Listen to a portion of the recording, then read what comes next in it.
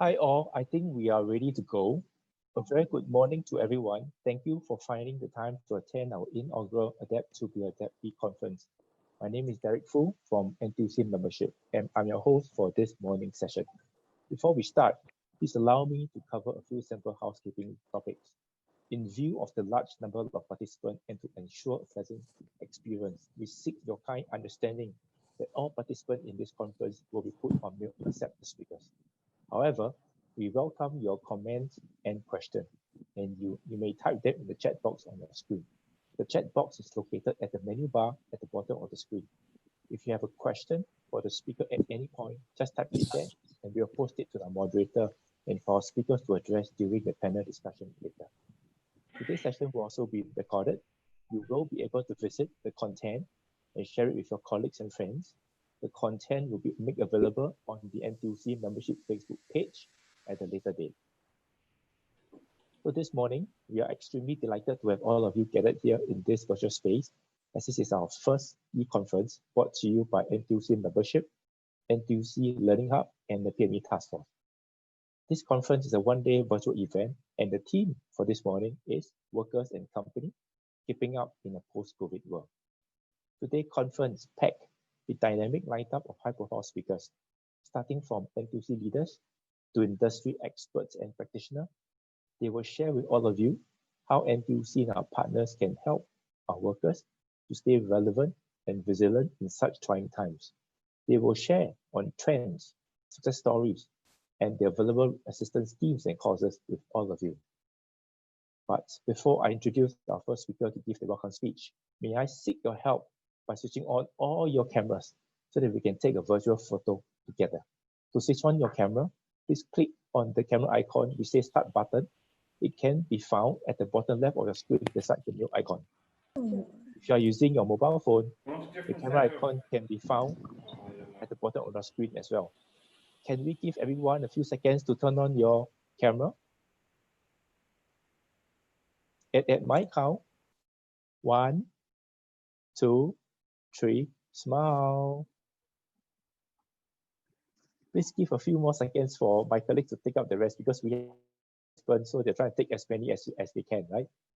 Okay, 1, 2, 3, smile. Okay, thank you. And now it's my honor to introduce Mr. Eugene Wong, the chairman of NTUC LearningHub, a leading continuing education and training provider with the mission of providing learning that transforms employability and creates a better life for all working people. Mr. Eugene Wong is also the founder and managing director of Series Venture Capital, a Singapore venture investment firm. He is also the chairman of Crystal Logic and Get Global Private Limited. He is a director on several SGX-listed companies. Eugene is also an alumni of NUS, Imperial College London, and Harvard Business School. Please all welcome Mr. Eugene Wong to give his welcome remark. Over to you, sir. Hi, a very good morning to NTUC Secretary General Chee Meng, NTUC Assistant Secretary General Patrick Tay, esteemed partners, speakers, colleagues, and everyone.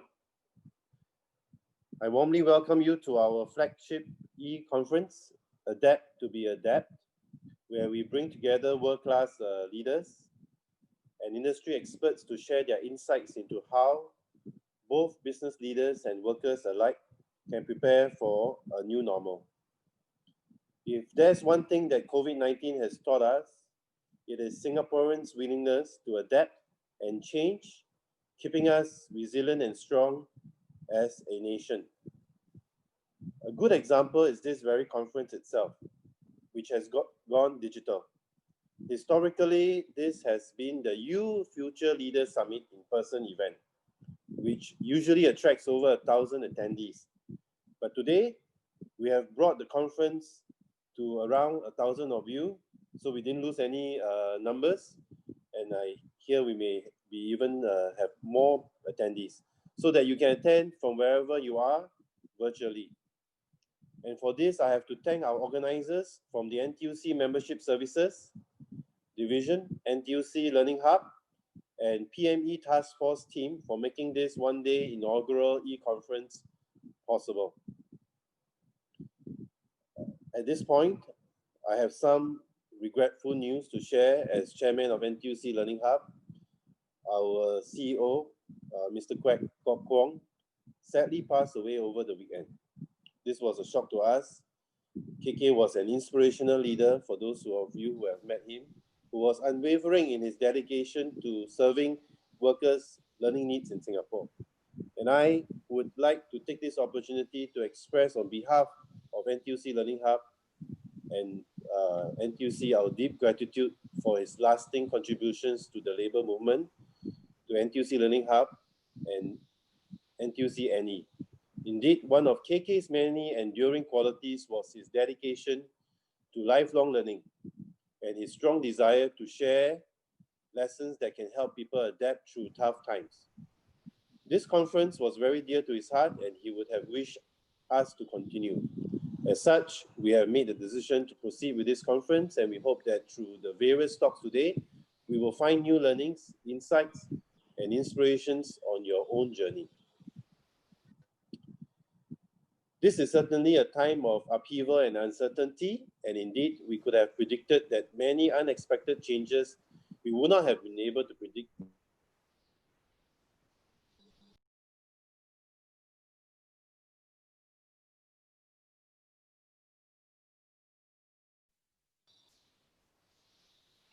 Good morning, Eugene. So sorry, you are on mute. Do you mind unmute yourself? Thank you so much. Okay, sorry. So maybe I start again. This is really a time of upheaval and uncertainty.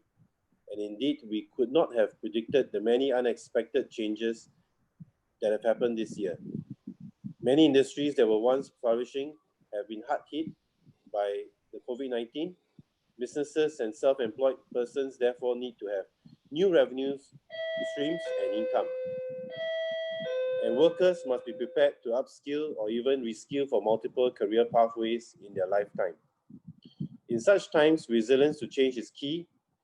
I'm new to NTUC Learning Hub and have come from the private sector, where I'm currently a founder of a venture capital firm. One thing I've learned is that whatever the world throws at us, what defines us is how well we rise after facing challenges. Like a startup that constantly learns and overcome great obstacles to become a unicorn. We also know that you have strong support on this journey. I've seen how much work the government, NTUC, and unions have put in to help Singaporean workers upskill and find good jobs. However, from a private sector viewpoint, the responsibility still lies with us to make that mindset change and find ways to adapt, retool ourselves, and emerge stronger. For these reasons, we hope the webinar today can help serve an inspiration to you for your own change journey. Today, we have a fantastic range of speakers for you, including SG Meng, ASG Patrick Tay, and speakers from AWS, SoftBank Robotics, LHub, E2I, Money Hour, and more. We are also excited to welcome a sports scientist from FC Barcelona to spur your imagination as to where you can use data skills. As for those of us who have been working from home, hopefully it inspires us to get active too.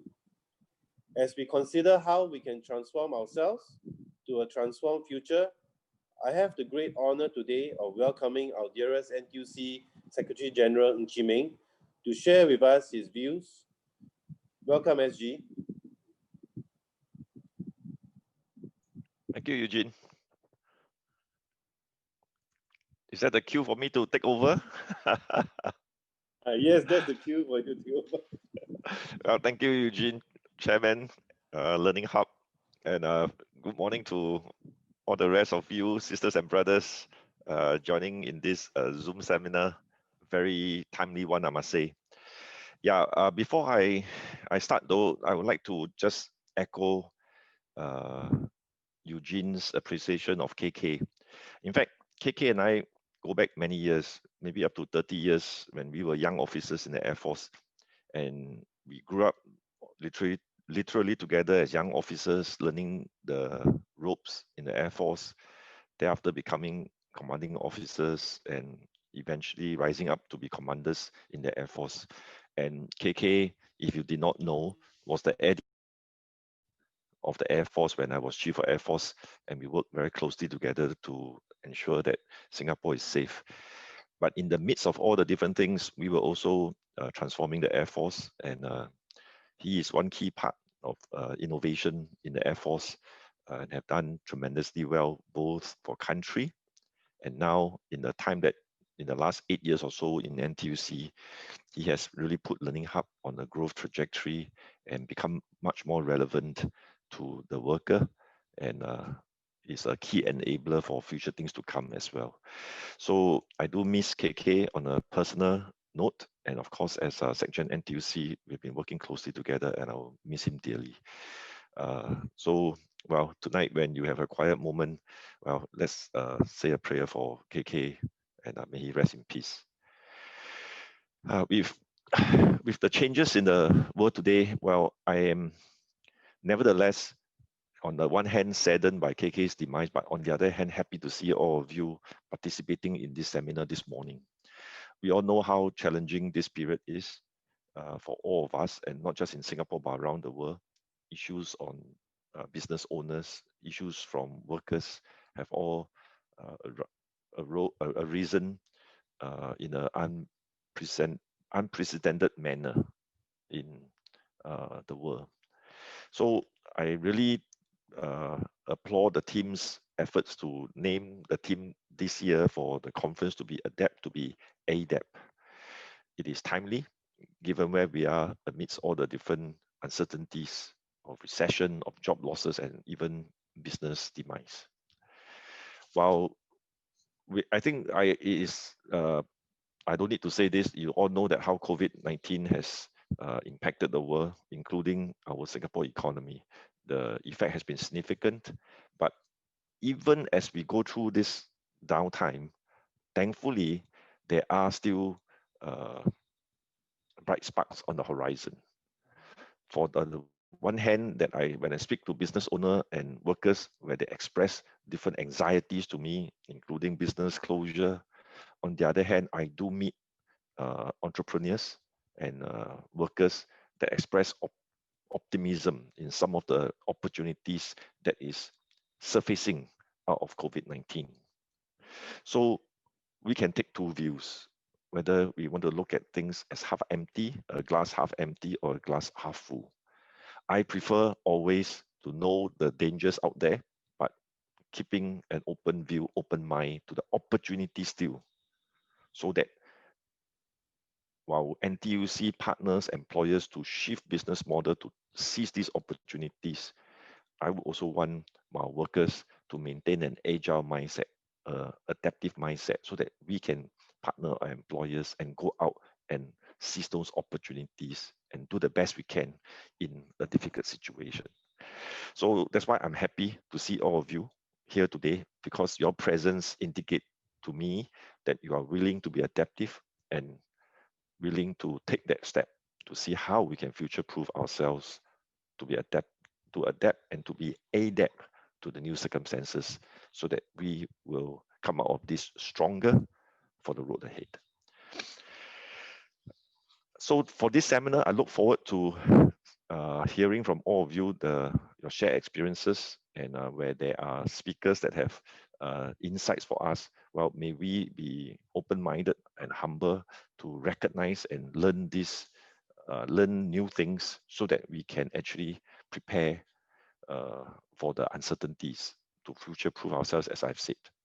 And in this journey, can I assure all the sisters, brothers in this conference, some 400 of us here, as I took a peep at the number of participants, for almost 400 of us here, you are not walking this journey alone, and you don't have to walk this journey alone. NTUC will be alongside with you, and we have done quite a few things already in the last 1 year.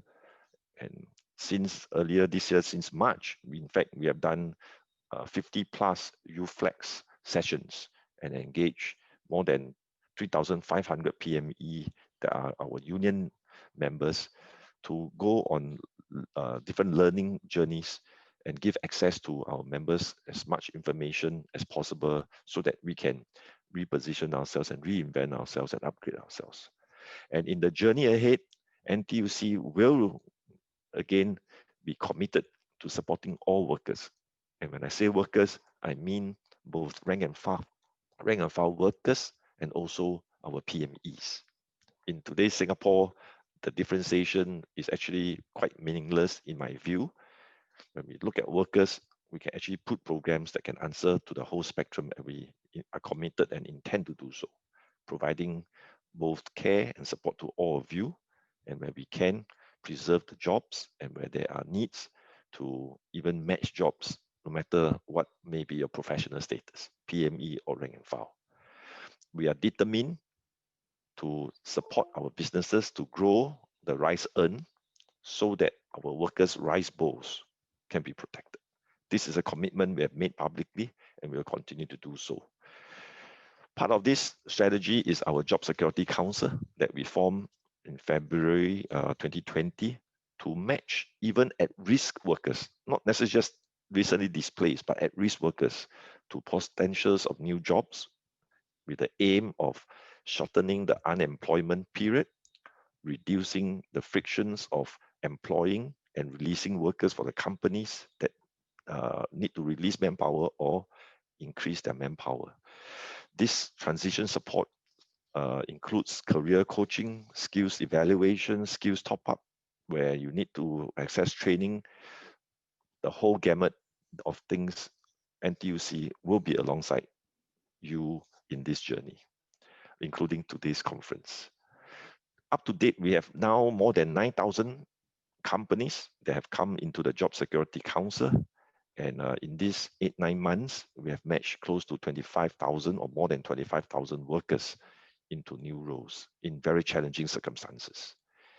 And besides the Job Security Council, you may also know that we have set up the company training committees that you may have seen in Straits Times today as well.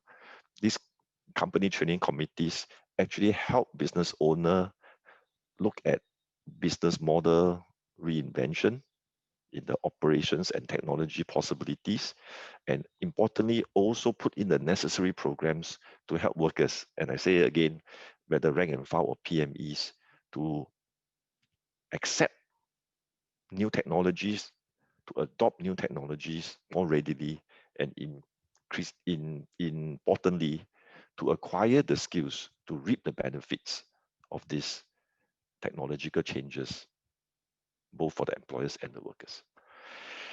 We have also importantly formed unions and association that represents workers of all levels, including our PMEs.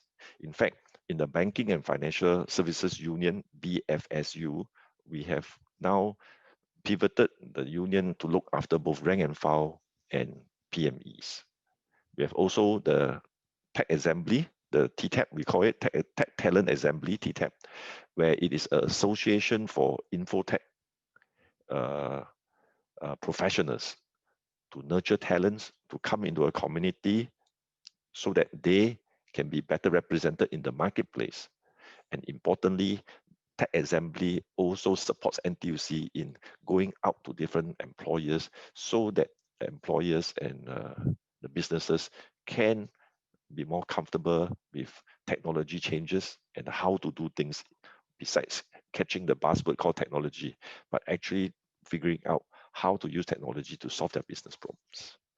And finally, in this very busy year, we have also formed a PME task force that will be headed by Patrick Day on our NTUC side, together with our SNEF partners, the Singapore National Employers Federation, helmed by their CEO, Gigi, and advised by President of SNEF, Robert Yap, and myself. This task force is an important one because we brought in industry experts that are representative and of their each individual areas to bring their varied experiences and unique perspectives into situating how we can actually better serve PMEs in the way ahead. This PME task force will focus on 3 key areas. 1, protect. This protection serves to enhance the employability of PMEs, reduce the risk of retrenchment, to to greater support and representation of PMEs in the workplace, especially for the more vulnerable ones that are aged 40 to 60. 2, besides protect, preserve. Preserve, to encourage employers to attain and build capabilities for economic recovery. And 3, to provide support for PMEs in a journey of upgrading, upskilling, and even reskilling to enhance their employability in the way ahead. So 3 Ps: protect, preserve, and provide. And over the next 6 months, this task force will engage both employers and PMEs across the different segments of our economy through focus group discussion, polls, and events, so that we can get the best out of the next 6 months, the ideas, the issues, and hopefully some of the possible policy solutions to help our PMEs in Singapore. The task force will therefore identify key concerns and the needs of the different groups of PMEs, gather importantly the feedback from employers on potential skill gaps in the workforce that they see too, and 3, work with the relevant government agencies to thereafter review policies and practices if needed. In doing all this, we will be very grounded. We will conduct research, not just on the current situation, but also work with partners to see what may be the future trends of jobs, of skills in formulating strategies ahead. But NTUC, as I was saying just now, well, we are alongside you, which means that we cannot do this without you. So I would urge all the participants here to give some time, if you can, to participate in this PME task force in the next 6 months. And in fact, I thank all of you that have participated in the survey. I think this is the first survey we have done in this conference to look at what may be the employment opportunity and skills development of PMEs that we need. I know Patrick updated me that he has started one survey already to see and get a sense of the ground and what are your feedback.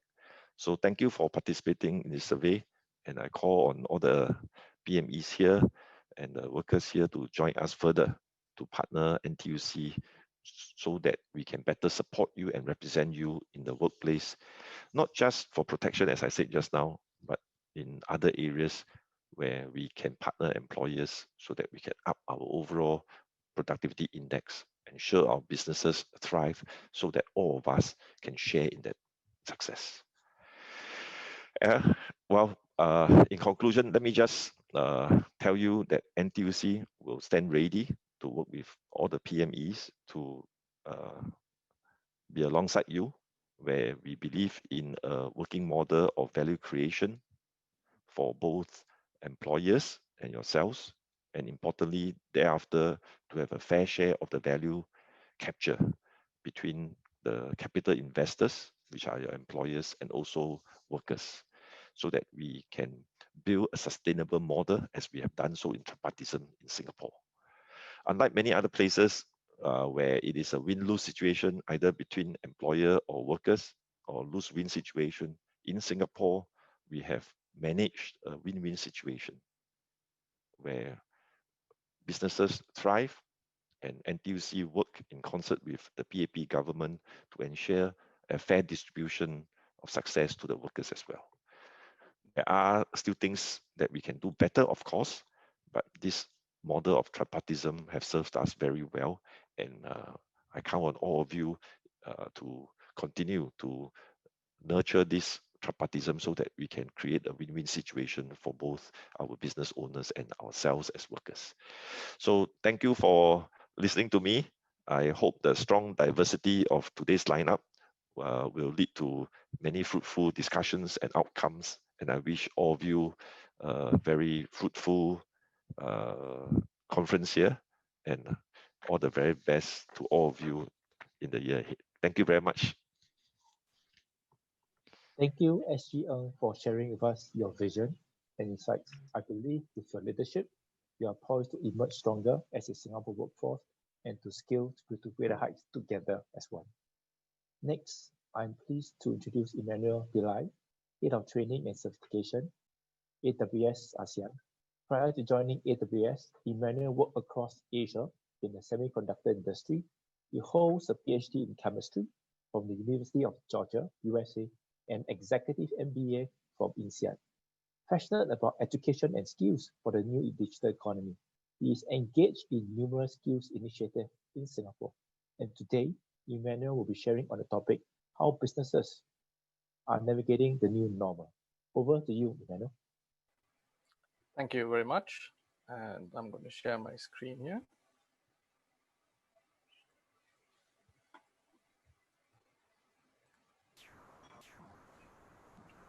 I hope everyone can see my screen here.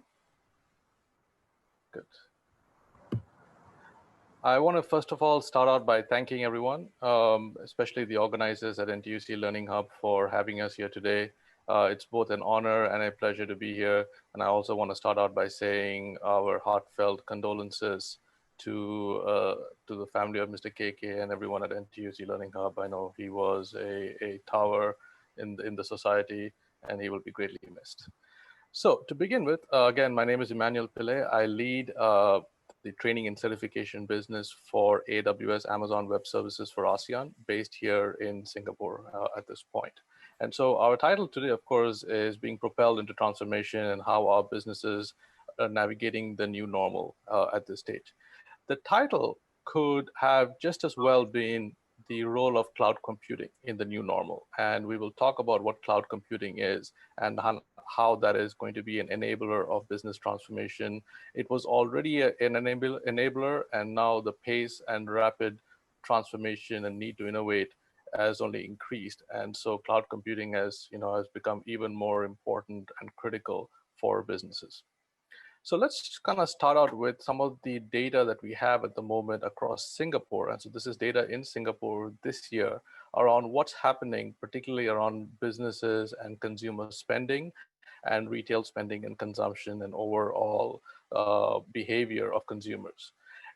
No major surprises here. What we are seeing is that online and anything to do with e-commerce has taken off and is growing at double digits versus let's say a zero baseline.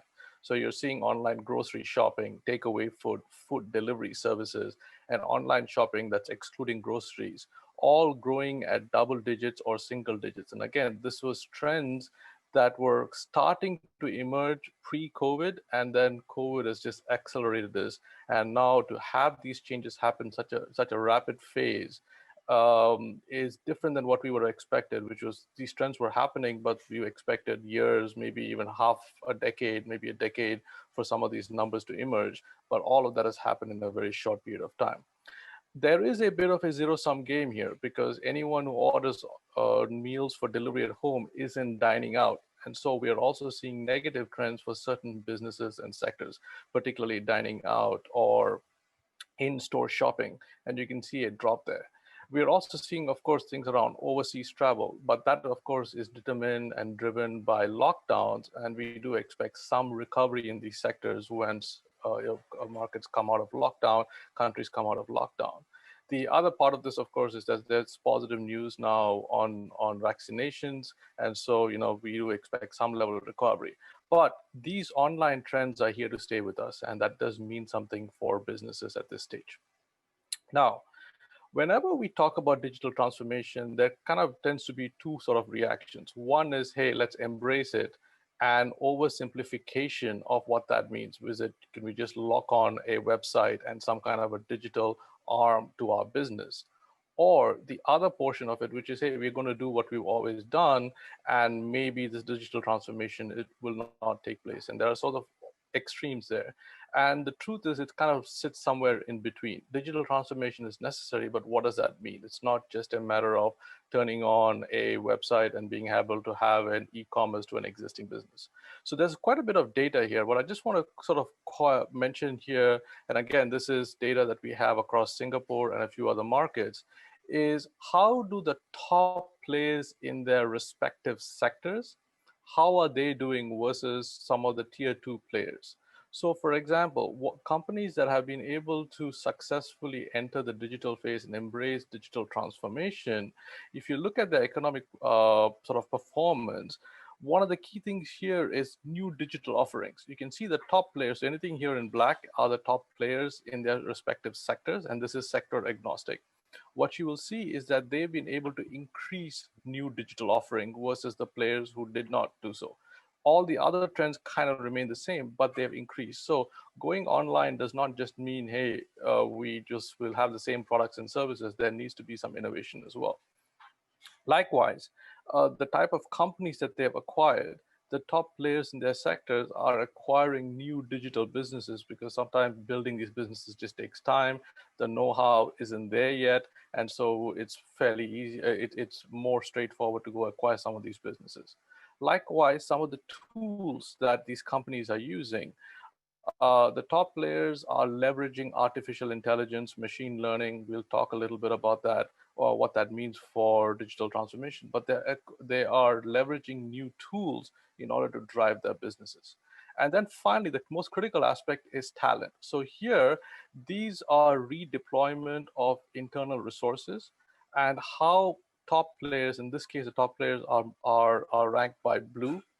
They are moving from a quarterly deployment to maybe a monthly or even a weekly deployment. And the key there is they're looking for digital talent and moving them into businesses and business units that require them.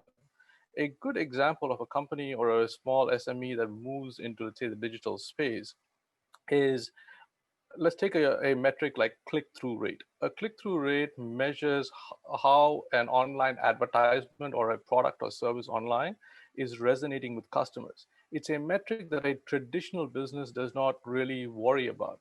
However, an online business needs to really pay attention to that and then use it to make and drive decision making, business decision making for positive business outcomes. So the key here is moving online doesn't just necessarily mean just going online or going digital, but really retransforming your business, thinking very differently about your business models and so on. How does cloud computing fit into this? So let's kind of begin with the definition of cloud computing. So cloud computing here refers to the on-demand delivery of IT resources, and it has a pay-as-you-go model, and these IT resources are delivered over the internet. Think of it more like buying and purchasing electricity. We don't go and maintain our own electricity grid for our own homes and a power generation unit. There's a central grid into which we tap into, and we pay for our kilowatt hour usage. Likewise, cloud computing allows you to just pay as you go for IT resources. And there are some tremendous advantages that come about because of this model. The first being, you are able to trade capital expense for variable expense. So if you are a startup or an SME, you don't have to lay out all your capital expense. Rather, you're able to pay as you go as a variable expense. And that has quite a bit of implications because it frees up your cash and capital. So for example, if you are building a new product or service, you don't have to guess what your future capacity is, because if you did, you tend to usually plan for your peak because you don't want customer outages, but rarely do businesses stay at the very peak of their IT usage. And so the need for guessing capacity or overlaying or spending too much on your IT infrastructure, you are able to avoid that situation. The other part of it is the variable expense also, because you're purchasing cloud IT infrastructure from a cloud provider who has economies of scale, the per unit cost is actually much lower than what you would do anyways on your own, even if a company was able to, or an enterprise was able to spend on-prem. The other major thing is speed and agility. So typically, if a software engineer wants to build a new tool or service, they have to go in and provision a server. They have to build surrounding infrastructure like compute, storage, database, and so on. And that can take weeks, sometimes months. In digital transformation, you have to be able, a company has to have the ability to innovate very quickly, test and iterate into a product or service that really resonates with the market. And so the speed and agility with which you're able to do that with cloud is much faster, because you can be up and ready to go within just a few minutes versus weeks or months. And that's really, really critical. The other major one is being able to go global in minutes. So, cloud providers like AWS have a global presence. We have global regions or data centers, and therefore being able to launch a service in Singapore as well as in multiple continents simultaneously provides a massive advantage. Okay. Now, let's bring cloud into our current situation and how that's impacted. So, for example, numerous COVID contact tracing apps across the globe are leveraging cloud technology because these are applications that had to move very quickly, be able to scale up and down very fast, and so cloud provides that advantage. The other big thing, of course, is e-commerce. So AWS actually came out of our need to provide IT infrastructure and service to Amazon.com, as you know, which was the founding business for Amazon, which is our e-commerce arm. So e-commerce is another huge sector that's being enabled by cloud. And then, of course, remote working and workforce management. The ability, even today, this conference in pre-pandemic would have happened in person, but to be able to have the kind of services we do and do things virtually becomes very important, and cloud is able to support that. And what about adoption itself? And it's coming to Singapore. So the predictions are like we are seeing trends where the growth rates are, high double digits, and by next year, the adoption of cloud is growing at 150%. So a tremendous opportunity for advanced economies like Singapore at the moment. The other part of this is our companies are really leveraging cloud and understanding how to be more productive, more efficient on cloud. And a programmer or a software engineer who was worked on-premises infrastructure, moving to cloud is not a straightforward journey, even though it can be done, but that does require training and certification. And we'll talk a little bit about that, but companies are embracing this. And then of course, from work from home. So this is also any software tools that allows you to work and collaborate with others whilst working from home. The other big part of this is also remote learning. So we've seen a spike in digital learning and digital on-demand learning and so on, which is also going to be critical as we continue this path. So just a couple of examples here. Everyone's familiar with DBS, and recently they partnered with us to run what we call the Deep Racer League. This is a set of events that drives understanding of artificial intelligence as well as machine learning. And through this game, employees, including the senior leadership team, they learned the basics of AI and ML. You can read online about how well this event resonated across major parts of the company. And so this is, again, a great example of large companies, large enterprises sort of embracing and future-proofing their workforce. Then there's also startups. So for example, here we have Doctors Anywhere, which is a Singapore-based healthcare startup, and it provides telemedicine services. And imagine if you're a startup, you're pressed for capital and cash. Your IT workforce, although small, is highly critical for you, and you want to make sure they're spending their time on developing tools, products, and services for customers, and not having to worry about IT infrastructure management. And so being able to be on the cloud means that they can have access to so many different services and products that we offer, and so they can really sort of leverage that for their customers. Now, how does this all now mean for you at an individual level? So we're talking about cloud, we talked about our enterprises. The key here is across the board, whoever we speak to, from IT decision makers to CXOs and so on, they say that their teams lack the necessary skills. And this is 80%, so this is not a small trivial number.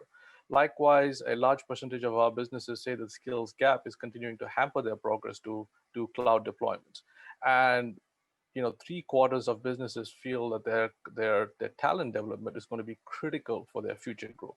So the key here is to be in demand, right? And to be able to build your competence, confidence, and credibility across these organizations, either if you're at this point, so you want to upskill or you want to reskill. So if you're in an adjacent industry, how do you pick up skills to now become productive, efficient on the cloud?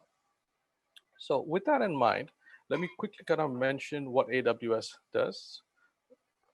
So 1994 is when the .com business launches. We go public a couple of years later, launched in Seattle, and then AWS goes live. AWS again stands for Amazon Web Services. We start providing our infrastructure and services to businesses in 2006, and we provide our highly scalable, low-cost infrastructure to and we have millions of active customers across nearly all the countries in the world at the moment, 190 plus countries at the point, right? And we are able to provide multiple different services from compute to storage, database, analytics, and AI ML. And we'll talk about AI ML in just a minute. So if you're now an individual and now has to upskill or reskill, how do you go about doing this? And the key here is this is not something that a skill that you can go and sort of pick up and have a four-year degree. Even being able to take that time might be difficult and so on. So whilst you're on the job, how do you pick up these new skills that are necessary and highly in demand as well? And that's where training and certification comes in. So with training and certification, what happens is that we have data very clearly that says that the cloud adoption speed improves. So 80% faster to adopt cloud, not at an organizational level. So organizational leaders are highly sensitive to this and want to ensure that those cloud skills are available within their business. Almost 4x more likely to overcome operational and performance concerns. So moving from an on-premise infrastructure to cloud is not a straightforward journey, although that journey is a highly responsible and productive journey to happen, but that does mean that there is training and certification that's required. Employee productivity is another one that's very key, right? And so ensuring that per productivity per IT individual or per IT team continues to improve. And once again, training will assist that. And the key, of course, is if there's going to be all this time and energy spent on transformation, what about your ROI? And here, once again, the training and certification, we can see that there's some clear evidence, almost 4x more likely that there will be an ROI that's tangible and measurable.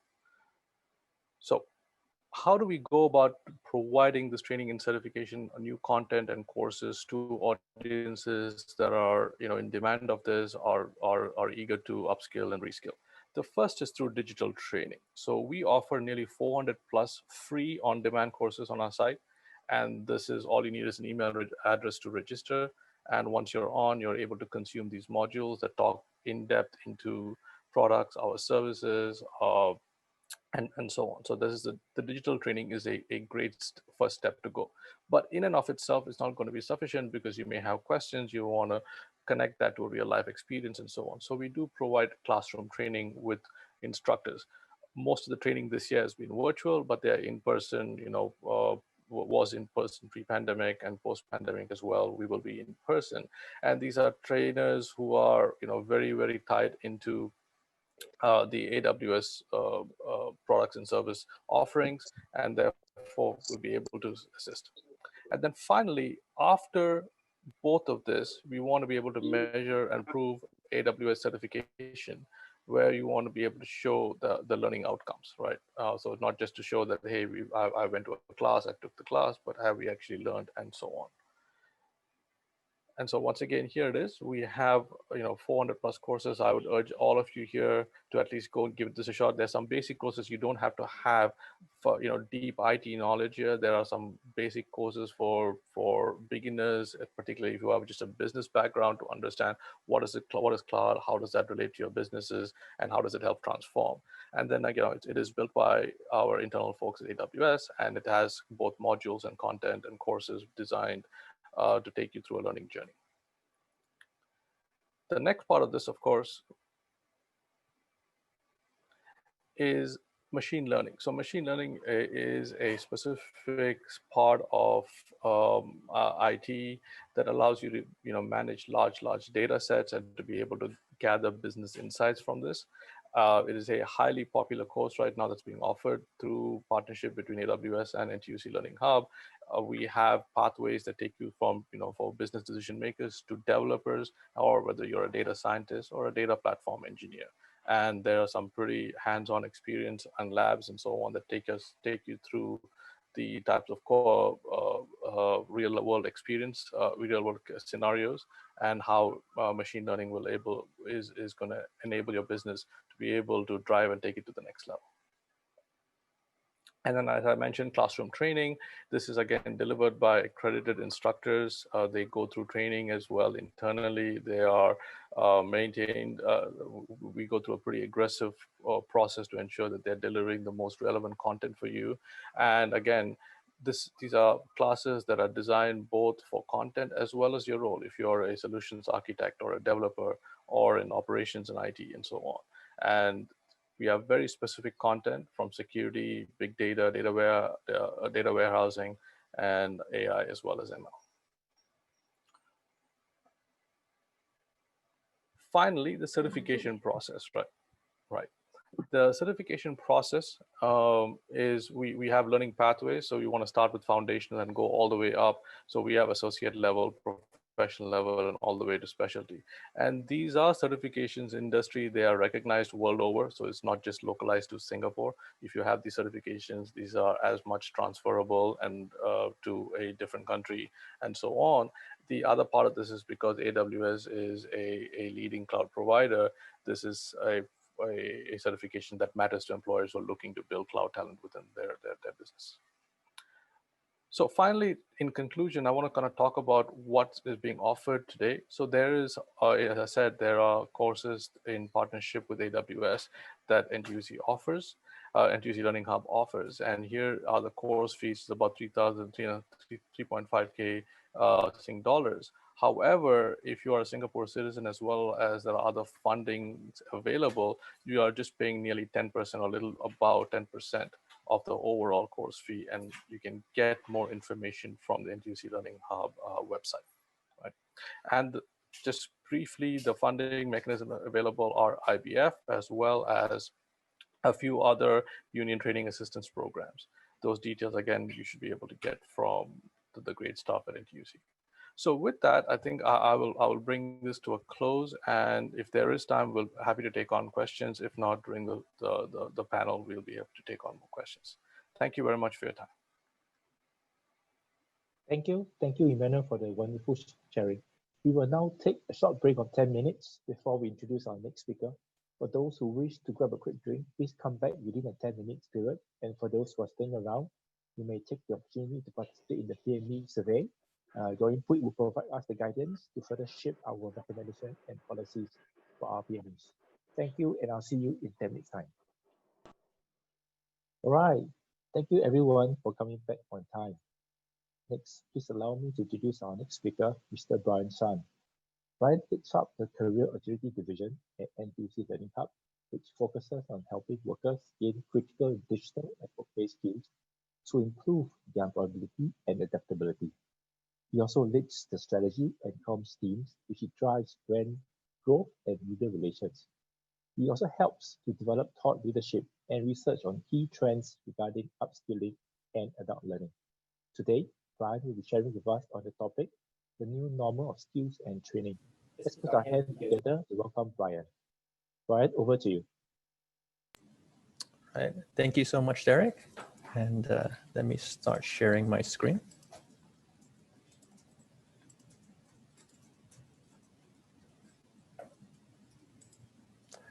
All right, good morning, fellow brothers and sisters from NTUC and LHub, speakers, friends, and colleagues in the audience. Thank you all so much for joining us today. In many ways, 2020 really felt like a fiction, but looking back, it's quite real. When COVID first started to hit all those months ago at LearningHub, and I'm sure for many of you, we were honestly unsure of the direction to take because it was a textbook example of a VUCA world.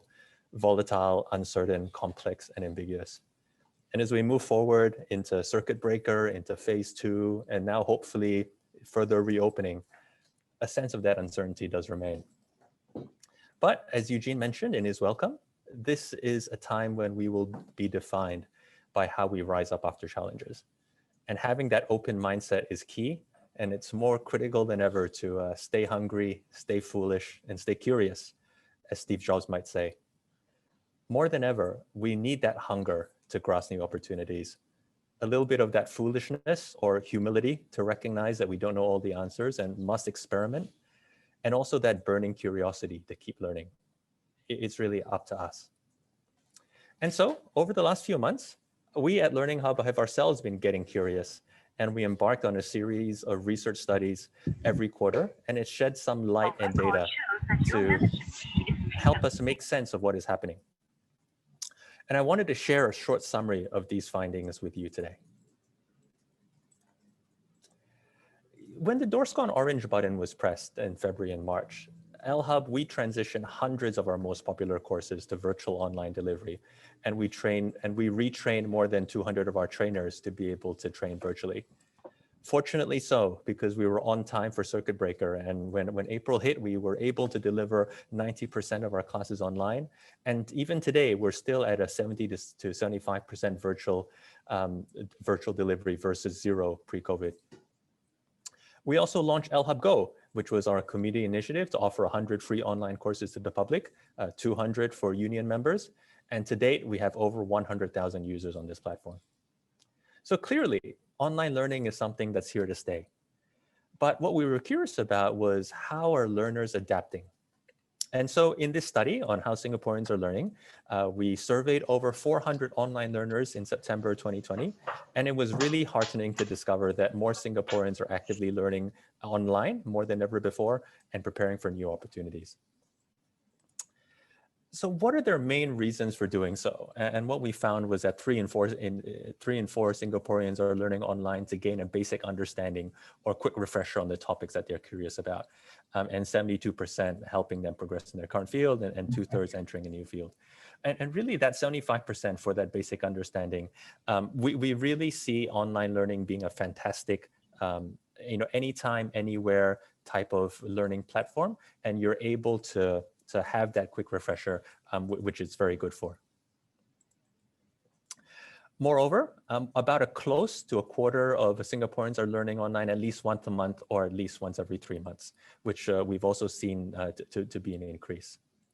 But I think what was very interesting to us was splitting it down by different demographics. And when we split it down by career level, what we saw in that 37%, entry-level executives are the most likely to reskill online.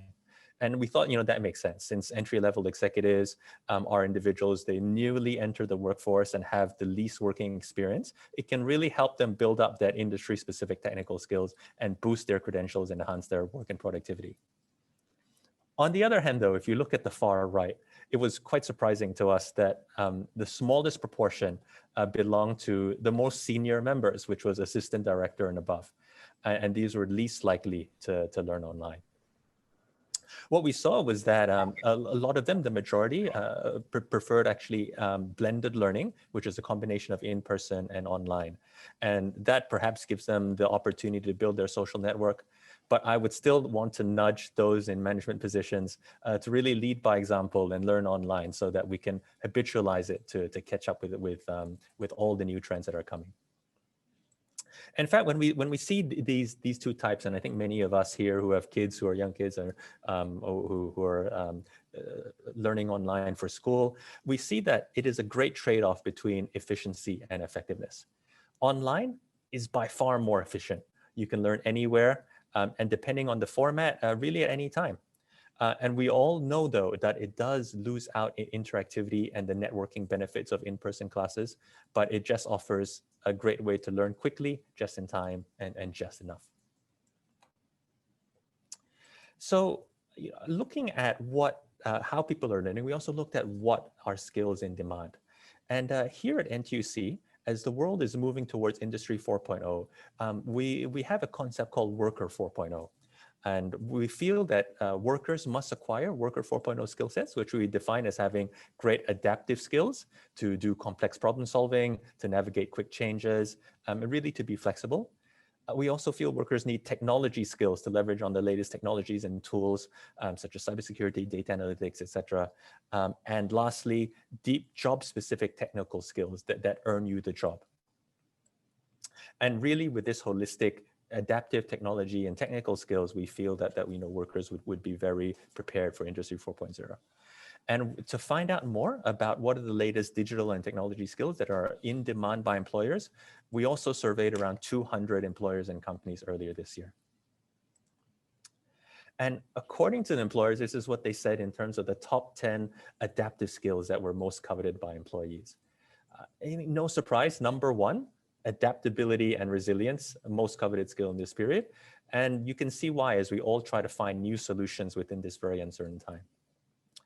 Interestingly, though, with work from home and teamwork becoming more critical with digital platforms, and with so many of our problems needing breaking down silos and needing cross-team arrangements, we really see teamwork and collaboration coming in as number 2, and innovation with that ability to create new ideas coming out as number 3. In terms of technology or digital skills, digital marketing has really emerged as that #1 top skill. This was not always the case. I think digital marketing has really rocketed to the top in this COVID period. And you can see as businesses really have to grapple with new ways of reaching customers in an era of social distancing, in an era where we need to find other ways to engage our customers. It has become far more important. It was always important, but it's just become far more important than ever before. Secondly, as businesses go digital, project management skills are really essential to respond to unforeseen workflow changes and to manage multiple new initiatives and projects. And lastly, data analysis skills help us make better decisions in a rapidly changing environment. In fact, we felt that data analysis skills were so important that we did one further survey just specifically on data literacy. And as we move forward in this really unpredictable environment, we do feel that data will be critical to help us spot trends, to make better decisions, and also serve our customers better. I mean, we just saw last week that with Alibaba, they set a new record for the 11/11 sales. And for those of you on Shopee or Lazada, I hope you got good sales too. And what we see these e-commerce platforms, they're really experts in their use of data to better understand different buying patterns. And similarly, companies, no matter what your customer base is, who use that data to be able to better understand their customers, will be able to serve them better and will be able to give them that competitive edge. Not only in e-commerce, but later on, as Eugene mentioned, you'll hear from FC Barcelona on how data has helped them succeed. And for those of us who are fans of sports or even the book and movie Moneyball, who can forget that story of how the Oakland A's were able to use analytics on their historic winning streak? So with that in mind, we surveyed over 700 working professionals in Singapore at the start of the year to find out more about their thoughts on data literacy. And what we saw was that increased use of data across industry clusters, but most particularly in trade and connectivity, professional services, and lifestyle. They really topped the list when we asked them, were they seeing an increasing use of data even compared to the year before? Furthermore, and I think very good news for everyone here, is that the majority of employers were looking to hire data literate talent. And actually 52% of business leaders preferred more than half of their workforce to be data literate. So for something that was perhaps a few years ago consigned to maybe the analytics team or the management information services team, it's really become a much more widespread fundamental literacy skill set that we see companies are needing across all of their roles. So much so that out of our survey, more than half, so 66%, 2/3, were willing to pay more for someone who is data literate, even in a role that did not require data specialization. And you can really see that with that importance, employers are willing to put their money where their mouth is. However, as data literacy is becoming that new norm, we do see it lacking among employees. And what we've done here is we ranked the most important skills by what are necessary and what is lacking. Data and analysis, data interpretation for business making really come as the top two. And as we reflect on this, we do feel that we are very fortunate in Singapore to have a well-educated workforce supported by many, many learning opportunities and training schemes. And so together, we feel that is a great base to make data literacy a basic skill for Worker 4.0 and our future workers. And now just looking ahead and just hoping for some guidance on where we can go next. And post-pandemic, it's really clear that we're not out of the woods yet. And just a few quick snippets from our most recent survey, not yet released, but just last month, we surveyed over 900 working professionals to better understand the latest sentiments from the ground. And we realize in our new upcoming report, which is the new normal of sector skills, is that a pessimistic outlook still persists. 3 in 5 employers and employees are still saying they're pessimistic, but 2 in 5 actually were optimistic. And I think with the will to learn and transit from one sector to another, one company to another, we really see very strong sort of hope and upside. And hearteningly, 7 in 10 employees recognize that urgency. And they told us that they're willing to upskill or that they've had to adopt new skills actually due to changes in their work situations. around half have been actively upgrading themselves in the last month. And indeed, no one can tell us what that new normal will bring. We're all in this same storm together. Those who adapt with each twist and turn will be the ones that succeed. And we need to continually scan this horizon and reflect, what we've been trying to do at LearningHub. We've been running all of these surveys, trying to get all this research, trying to get this really good sense of the ground. It will be an iterative process, but hopefully we can use these forums, use these surveys, use these opportunities to network with each other and really take action to give us cues and to give us some guidance as to what to do next. So with that, just with my second last page here, feedback is really critical as we're all looking to build this new capability. At this point, I'd love to ask for your help. If you do have a QR scanner, we'd love to ask for your help to nominate for any other research topics that you might be interested in. We are committed to running more of this research just to get that sense and to help everyone give some guidance as to cues for what to do next. And please do let us know if there's any critical issues that you feel that we should look further into. You can tell us here, or you're also in the comments, which I think will continue to be open in the chat box. And lastly, if you would like to download any of the reports, I think they're available here through the QR codes. My colleagues will also be putting that in the chat box, just mindful of time. And do look up for our upcoming report after that. And I look forward to taking questions later on in the panel. Thank you so much.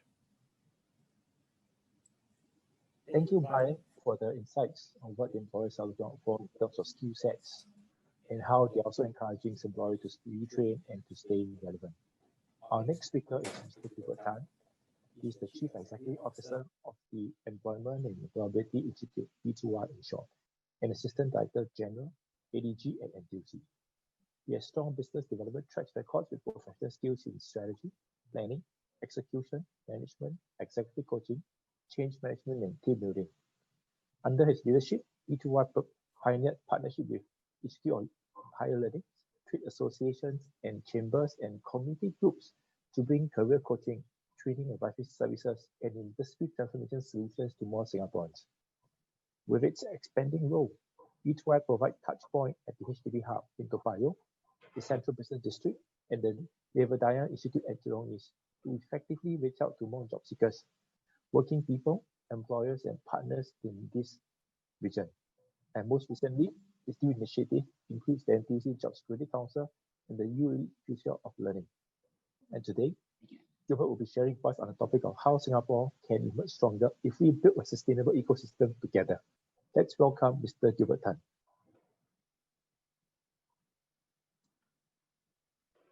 Hi, good morning, everyone. Thank you, Derek. This is Gilbert here from E2I. And over the next 20 minutes or so, I will cover a few things on what we have seen, what we think can be done, and hopefully answer or gather together certain momentum and challenge employers and individuals alike to find ways that we can work together to emerge stronger. I will cover a little bit about what pandemic we see has been happening, the impact on jobs and skills, what is happening to jobs and skills in Singapore, and then of course share some ideas of what employers can do, individuals like us, what we can do, and how we can pull it all together and to adapt to emerge stronger. So I guess this has been hammered to death, and I think you hear it many times today. Pandemic really has caused uncertainty. Uncertainty for jobs, uncertainty for livelihoods because of the jobs, uncertainty on what's going to happen for skills in the future. And I think it's important that we figure out how we will change, whether we are an employer, whether we are a worker, how we will change. And I think even whether or not our company, our skill, our job will exist beyond this pandemic. And that's something we always ask ourselves. Will my job be here? Will my job be the same job it is? If the job is still here, will I be able to keep the job? If my company is not here, then what can I do about it? Let me share a little bit more what's happening. So if you look at World Economic Forum data, 43% of businesses, almost half, indicate that they are going to reduce the workforce due to technology. But however, also 34% are planning to expand the workforce. Of course, this is a global study, including Singapore's data set inside there. But importantly, you've got to ask yourselves, as an employer or as a worker, are we in the 43% that is going to be reduced, both in terms of my business as well as my job? And if it is so, then how do I move over to the 34, 35% that is going to expect? What are the skill sets needed? What are things we need to do? So in the midst of all this threat, what are we going to do? And the pandemic actually appears in a time, not just due to pandemic. I think many of us, because of the pandemic, have not really focused on other things that are happening at the same point of time. Let me give you an example. We've been talking about Industry 4.0. Just now, my colleague Brian talked about Worker 4.0 for Industry 4.0.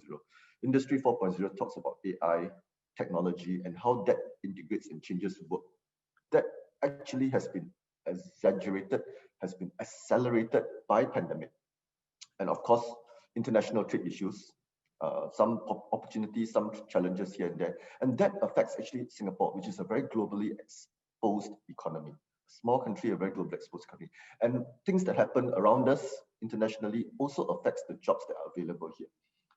If you are today growing out of the school, you'll feel that actually you are growing in a very different time. If you are in the middle of a career, you feel that actually things are in a very different time. If you are at later on in your career, you again feel that it's a bit different because things are changing a lot faster. What we learn in school may not be relevant today. So the impact of jobs and skills. Actually, there are many concerns today. If you are like me, we grew up in a world which is very different. Jobs and skills may become redundant. Every job and skill, even if you don't become redundant, will be affected, will be changed by technology. So the question we're going to ask ourselves is, how do we then update ourselves? If you're an engineer, maybe in school, if you are in the 40s, 50s, 60s, you'll be learning about Fortran, Pascal, COBOL, which is not relevant today. Today, they're learning about Python. C++ is still across the board. But there are various things that are changing. And how do we become more adept, more employable to be able to take care of our jobs in the future? We also notice more mismatches and more mismatches. And what do I mean by that? Let me take up mismatches first as a beginning. Mismatches, we do see that actually many of jobs are recurring skills that we may not have. Employers are expecting their workers to be plug and play. Ready-made, ready skills, ready to operate, ready to do. But sometimes that doesn't always happen. So there are mismatches in terms of jobs, in terms of skills, in terms of expectations, in terms of salary. And there are many of these mismatches, and it's becoming more apparent. There are also mismatches because really the way people find jobs today, the way they pitch the resumes today have changed. And because of that, there are many mismatches where employers with the correct jobs do not meet the job seekers or the workers with the correct skills. And I think this is very important because how do we minimize mismatches and close the gaps that are mismatches so that we can have better jobs that will keep us going throughout the work career that we want to have. Fresh graduates, I believe some of them will be here in this group, in this chat group with us. Fresh graduates, you start probably from a very different world. Typically, fresh graduates have got very simple, many companies offer similar starting pays. Today, it's all very different. Many of you may have started as trainees. There are many traineeships going on. You'll be inducted into a workplace which is virtual, mostly virtual if you started your career during the circuit breaker. And you will probably have a different feel about induction programs, culture. How do you then pick up company culture in a different virtual environment? I think that's something which fresh graduates will be grappling with. Their view of the world, the working world, is a little bit different from what the rest of us would have felt. So merging those cultures, if you're an employer here, with the existing culture of the company is something that we need to think through and improve ourselves. So a lot of things we'll do. You see that unemployment has increased, though albeit is slower than what it used to be in SARS, but still painful. If we are the 4.9 or the 4.7% that has been released, we will feel the pain. So how do we then support each other? On the good side, the rate of release has been slowing down for the past few weeks. Hopefully that continues to slow down so that we can turn around better. Again, we are watching the ground because even though the rate of release has slowed down, employers are still very concerned, cautious about hiring. So we're going to figure out how do we help ourselves, help each other, support each other through this time of uncertainty. What can we do to emerge stronger? I think there are opportunities for new jobs. If you're an individual, you have about, if you have not used any of Skills Future credits, you have $1,000 now. If you're 40 to 60-year-old, you have an additional 500 to the government. And I think many of us here are union members. NTUC members have additional 500 from UTEC for 40 to 60-year-olds. If not, you have at least $250 more.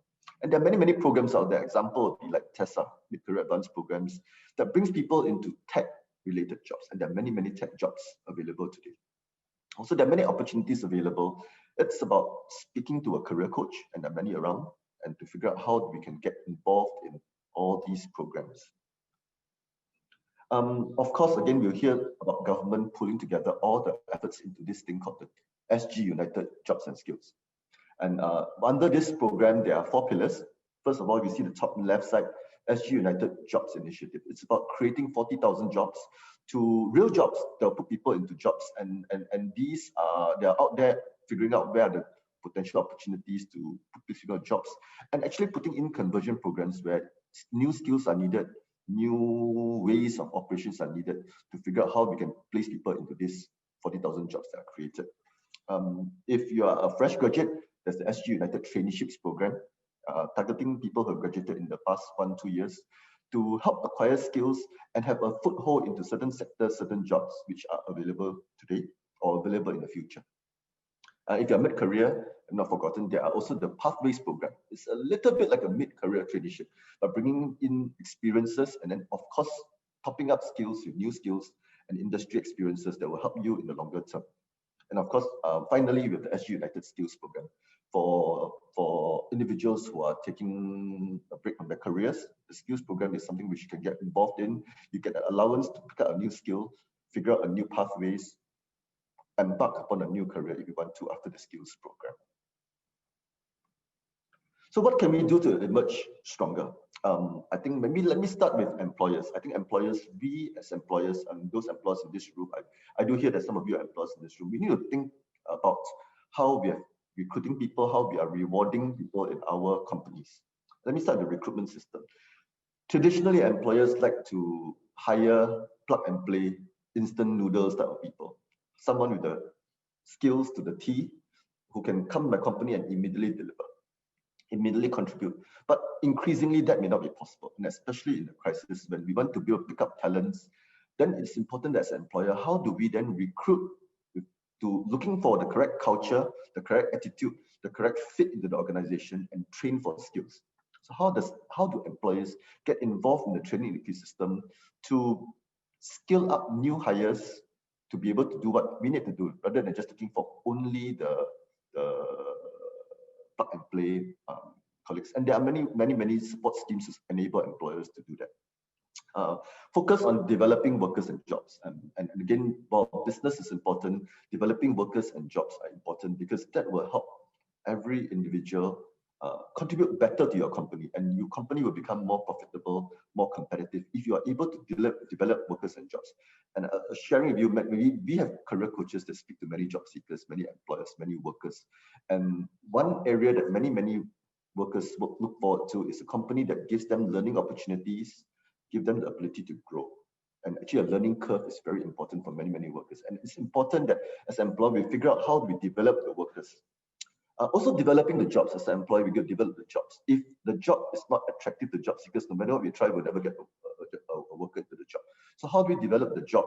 If there's an opportunity to localize the job, how do we have that put into place so that the jobs are more, the workers in the jobs, the ability to fill the jobs are more stable. Of course, employers got to prepare for remote working.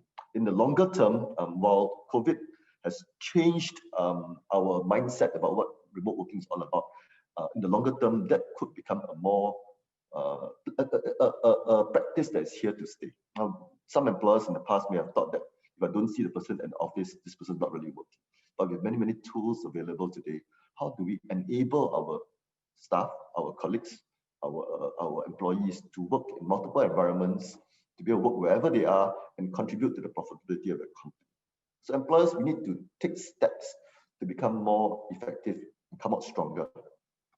On the job seeker side, I think it's important that we also do a few things, and not just job seekers, but individuals. How do we then take steps to come out stronger?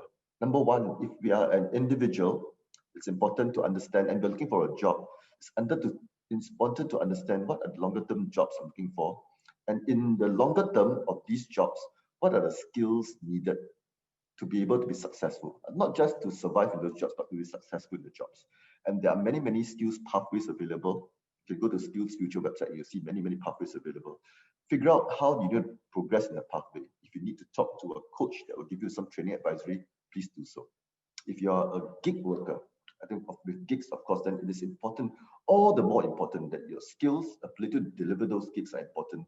So figure out in that delivery of that gig, what are the skills needed, and pick up the skills needed. Tap on opportunities. I think Singapore is one of the countries with the most support for skills acquisition. So please try your best to figure out. And like I said, if you do not know what to do, speak to a coach who can guide you in this direction. Number two, leverage networks. I cannot explain how important networks are. Whether you are starting out your career, whether you're middle of career, whether later in career, networks are critical. Critical for various things. One, networks help you understand what are the latest developments, and especially if it's a professional network. What are the latest developments in your profession? And what are the skills needed? What are the experiences needed to be able to be successful in your profession? Secondly, networks are also important if you're looking for a job. And instead of a stranger, instead of a very transactional application, a network enables you to be verified by other people who know you, know your skills, know your abilities, know your experience, and that helps a bit. And finally, of course, be active in your job search and your preparation. I mean, we can sit down and expect the job to come to us, but in today's context, it's important to be active in your job search. I can share with you that actually today, job search today versus what I used to do, job search, my time has changed a lot. So how do we get involved in new methods of job search? The various portals, and there are various recruiters using various portals, and there are various algorithms to help pick up job seekers, figure out what works, what does not work. This afternoon, one of my colleagues will be sharing about job search, effective skills to use in job search. So if you have interest, please listen to her. Her name is Brenda. She's coming on board this afternoon. So job search is an important thing, and prepare for the job search. I mean, things have changed. How do we then prepare for job search? Job search today, besides portals, often interviews start off the first round virtually. How do we engage an employer? Engage HR virtually is something important. So as an individual, we also need to take our steps to become more effective and to emerge stronger. And of course, pulling it all together, one key tenet that has helped Singapore become successful so long today is tripartism, where workers, employers, and government work together to ensure things work. And I think earlier on, we heard the opening address by our Secretary General. The Job Security Council, the JSC, is here to minimize unemployment, to go upstream even to match displaced and people who are releasing workers, people who need more workers as much as possible. And this all works because employers are involved in it, job seekers are involved in it, and government works hard to support this whole ecosystem. And one of the advantages of the ecosystem and tripartism is that we do not work in a transactional manner. Today I work with you, tomorrow I forget you. It builds relationship among the 10,000, 9,000 plus companies in this ecosystem, where then the job coach would know where the jobs are, the culture of the company, the what will be a good fit. And the HR will also know the coach when someone gets referred, is referred in a more familiar environment. It's like a network, an ecosystem where we can come together to make unemployment, to lessen unemployment, to increase employment. And of course, mindset and planning, it's always important to have a goal and ask yourself, am I gearing up towards the goal? Am I stagnant? And it's often than not, if you think the stagnant means we're going down, because we need to always step forward to move up, and we need to adapt. How do you tap on a JSC if you're an individual? I think there are many, many opportunities. You can get involved in the Telegram channels. There are 2 links there. I think the organizer is sending out the slides here too, so the links are available for you. If not, you can Google it. You can go to the E2I website, you'll see the Telegram channels. This is one way to get involved. If not, make an appointment, talk to a coach. That will bring you onto the job security network. We're working with unions, working with companies to figure out where the jobs are, where the opportunities are, and to be able to link everything up together. And like what Section has said, since February, we have placed about 25,000, and we hope to be able to organize and link up more in this ecosystem to help everyone that needs to be supported as we emerge stronger. And of course, individuals, there are many career fairs, platforms, workshops that will be useful for you. If you look at the top right, if you're an individual, there are win the search, win the interview workshops, things like that, where you can learn how we can look for jobs in this latest environment in which you're in. And of course, if you need to speak to someone, and that's very important, there are career centers at Toa Payoh and Jurong East, and many of these career sessions can be brought about virtually, so you don't have to worry about going down. So that's all. I hope that we can pull everything together. As an employer, hopefully we can train better. As an individual, hopefully we can skill up better. And together, if we can do it faster than everybody else, Singapore will emerge stronger. Individually, we'll emerge more employable, and together, we'll be more successful. Thank you very much. Thank you, Gilbert. Thank you for the insightful sharing. I hope everybody can hear me loud and clear now. Just there are some technical issue back with my earpiece earlier on. Okay, next on the lineup, we have Carles, a data scientist from FC Barcelona. Carles has been in FC Barcelona since 2014, formerly as a coach in the Barca Academy, and since 2017, working on the technology analysis and innovation department and the Barca Innovation Hub. The focus is on providing the best services and technologies that direct affects their athletes, coaches, and analysts to improve the performance, generate a greater knowledge of each sport, and optimize the daily work of their professionals. And today, Carles will be sharing on the topic, how Industry 4.0 skill set are used in unexpected places. Over to you, Carles. Thank you. Can you all hear me well? Is that all good? Yeah, we can hear you. That's good. Okay. First of all, I wanted to start giving my condolences and FC Barcelona condolences to Mr. Kovac family and friends. We're very sorry to hear about this sad news, and hopefully you can all recover and stay happy and strong soon. Right? We all lose close friends and family members in this pandemic situation recently, so it's very sad, and I feel that as well. So before I start, thank you for the introduction and the invitation. I'll try to keep it short, okay, and answer your questions at the end. And I'm gonna start sharing my screen. Let me pop up the presentation. Hold on. Okay. So share screen, PowerPoint. There you go. So I hope you all can see. Once that's good, I keep going. Yes? Yes, we can see it. Okay, that's good. Okay, I'll talk a little bit about my experience and FC Barcelona experience. As you already said, I'm in charge of technology analysis and innovation in FC Barcelona for the last 4 years, 4 seasons.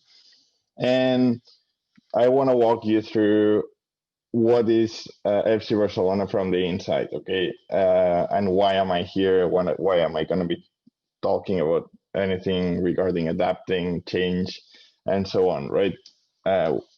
You're probably not used to it, or you're used to hear about our soccer or football teams, but FC Barcelona has 5 different professional sports, also 7 other amateur sports, and it is a club that has a very big fan base, around 300 million people is following FC Barcelona.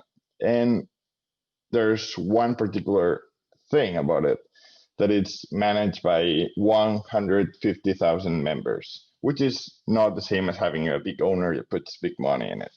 So that puts us in a situation where managing talent and knowledge will be our main or strongest point, let's say that way. And I can tell you today, and you already know probably, but Barcelona is not the wealthiest club in the world, that's for sure. But we are one of the richest sports organizations in talent and knowledge, and that's why we keep trying to push our club this way, to try to still keep competing against big clubs with a lot of money, like PSG, Manchester City, Man United, you know. So it's a very different context, and we need to adapt and reinforce our talent that we have in the house. And when I say talent, I don't refer to Messi, I don't refer to big players, I refer to our doctors, to our analysts, to our physical trainers, and so on, right? And let me just show you a little. That's our team, right? We don't have, just so you get what's our context, right? We don't have jerkies here. We are all one. We work across all departments. Okay, we have people wearing shorts and training clothes, and people with glasses, and so all the geeks. So we work all together, and the main key of generating knowledge is basically integrating all the people from different environments together to create new things from what we've been used to recently. Well, what do we try to do in our department, more or less, just to give you another overview, and we get into content. So we have two different sources of information nowadays in football.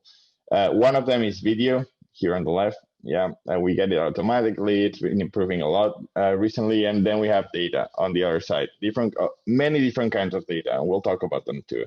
So what we're trying to do with our department is to basically integrate those two sources in. And how do we do that? So we basically have those data scientists and these scientific people that get together with our coaches and analysts, and we basically try to model the coach's thinking with a certain standard of the club. So we try to make everything in a club's way, if that makes sense for you, just so it's useful for every single stage of a player or coach throughout their life in FC Barcelona, right? What do we pretend to do by putting all these people together? Well, we want to improve basically the visualization of data and the automation of manual processes that were happening a lot more in the past. So we're basically merging those two different kind of people to get knowledge. And yes, football is changing a lot recently. There's new implementations of technology, and now we have the possibility also to check on information on the bench. And you would say, oh, yeah, that's great. There's many sports that do that. Yes, they were already used to this. But guess what? We also find a lot of coaches that don't feel comfortable with managing technology, don't feel comfortable with getting to check data during a game because they have this bad feeling that data can tell them something that they don't like. They are afraid of data somehow a lot of the time. So yeah, we need to go through a cultural adaptation, and not only with the coaches, also with the clubs.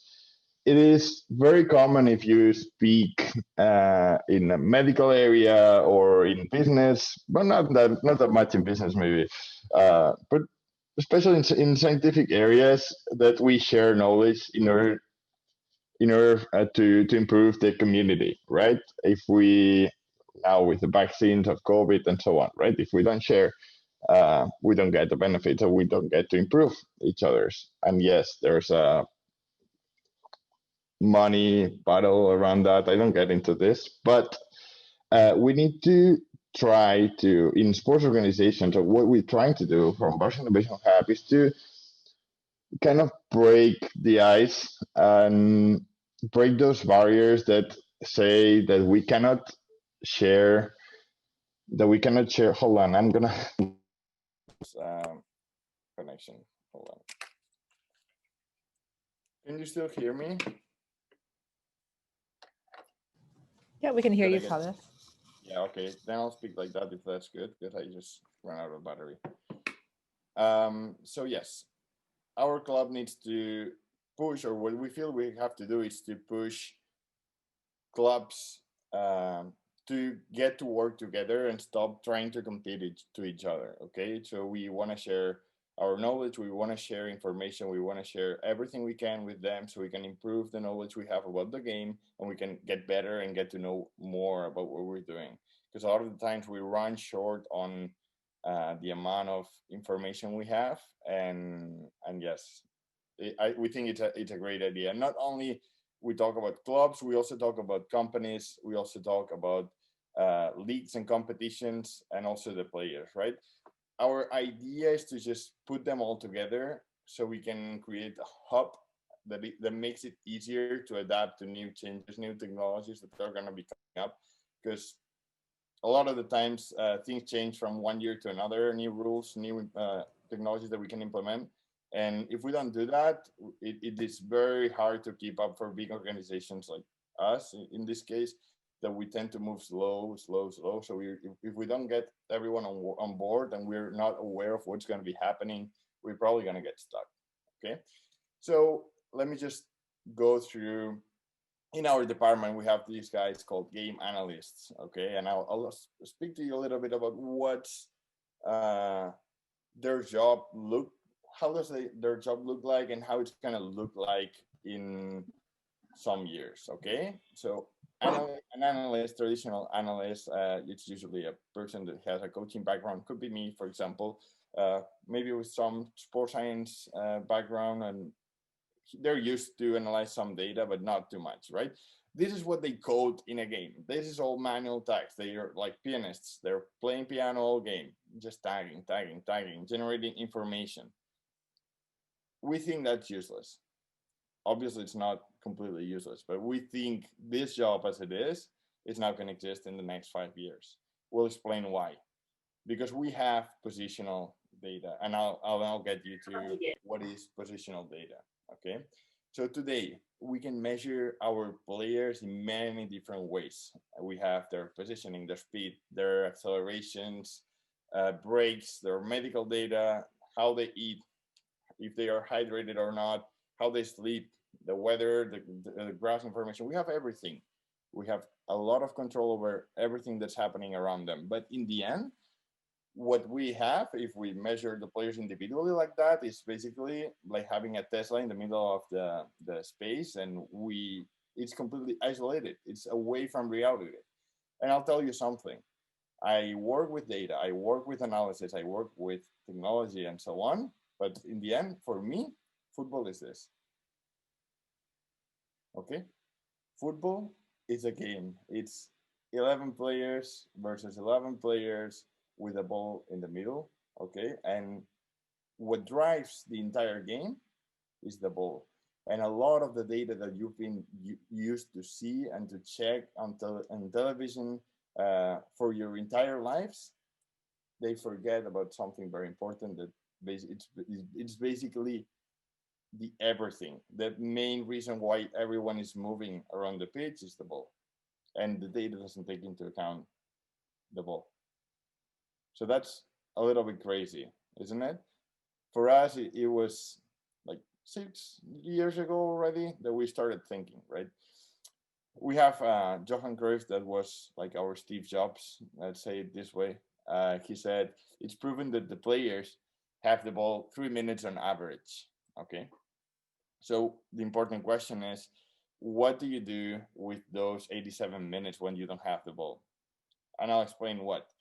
We used to see this kind of data that says, okay, number of passes, possession, and all of that. And that only takes into account one player doing a certain action at a time, but it doesn't take into account their environment, right? And that's why this kind of data can show us something like that in a La Liga game where we lost against Alaves, and we had great stats, great shooting, great possession, right? And we lost 1-2, Camp Nou, yes. 3 days after that, that's some seasons ago, I think it's 4 seasons ago. 3 days after that, we play in Champions League game in a much more, potentially much more complicated game, maybe even worse stats.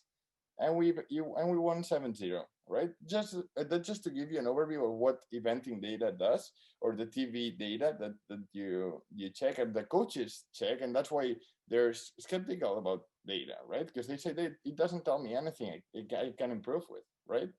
So we've been working on something, okay? We've been working with our teams, with our data analysts, to try to improve what we analyze, okay?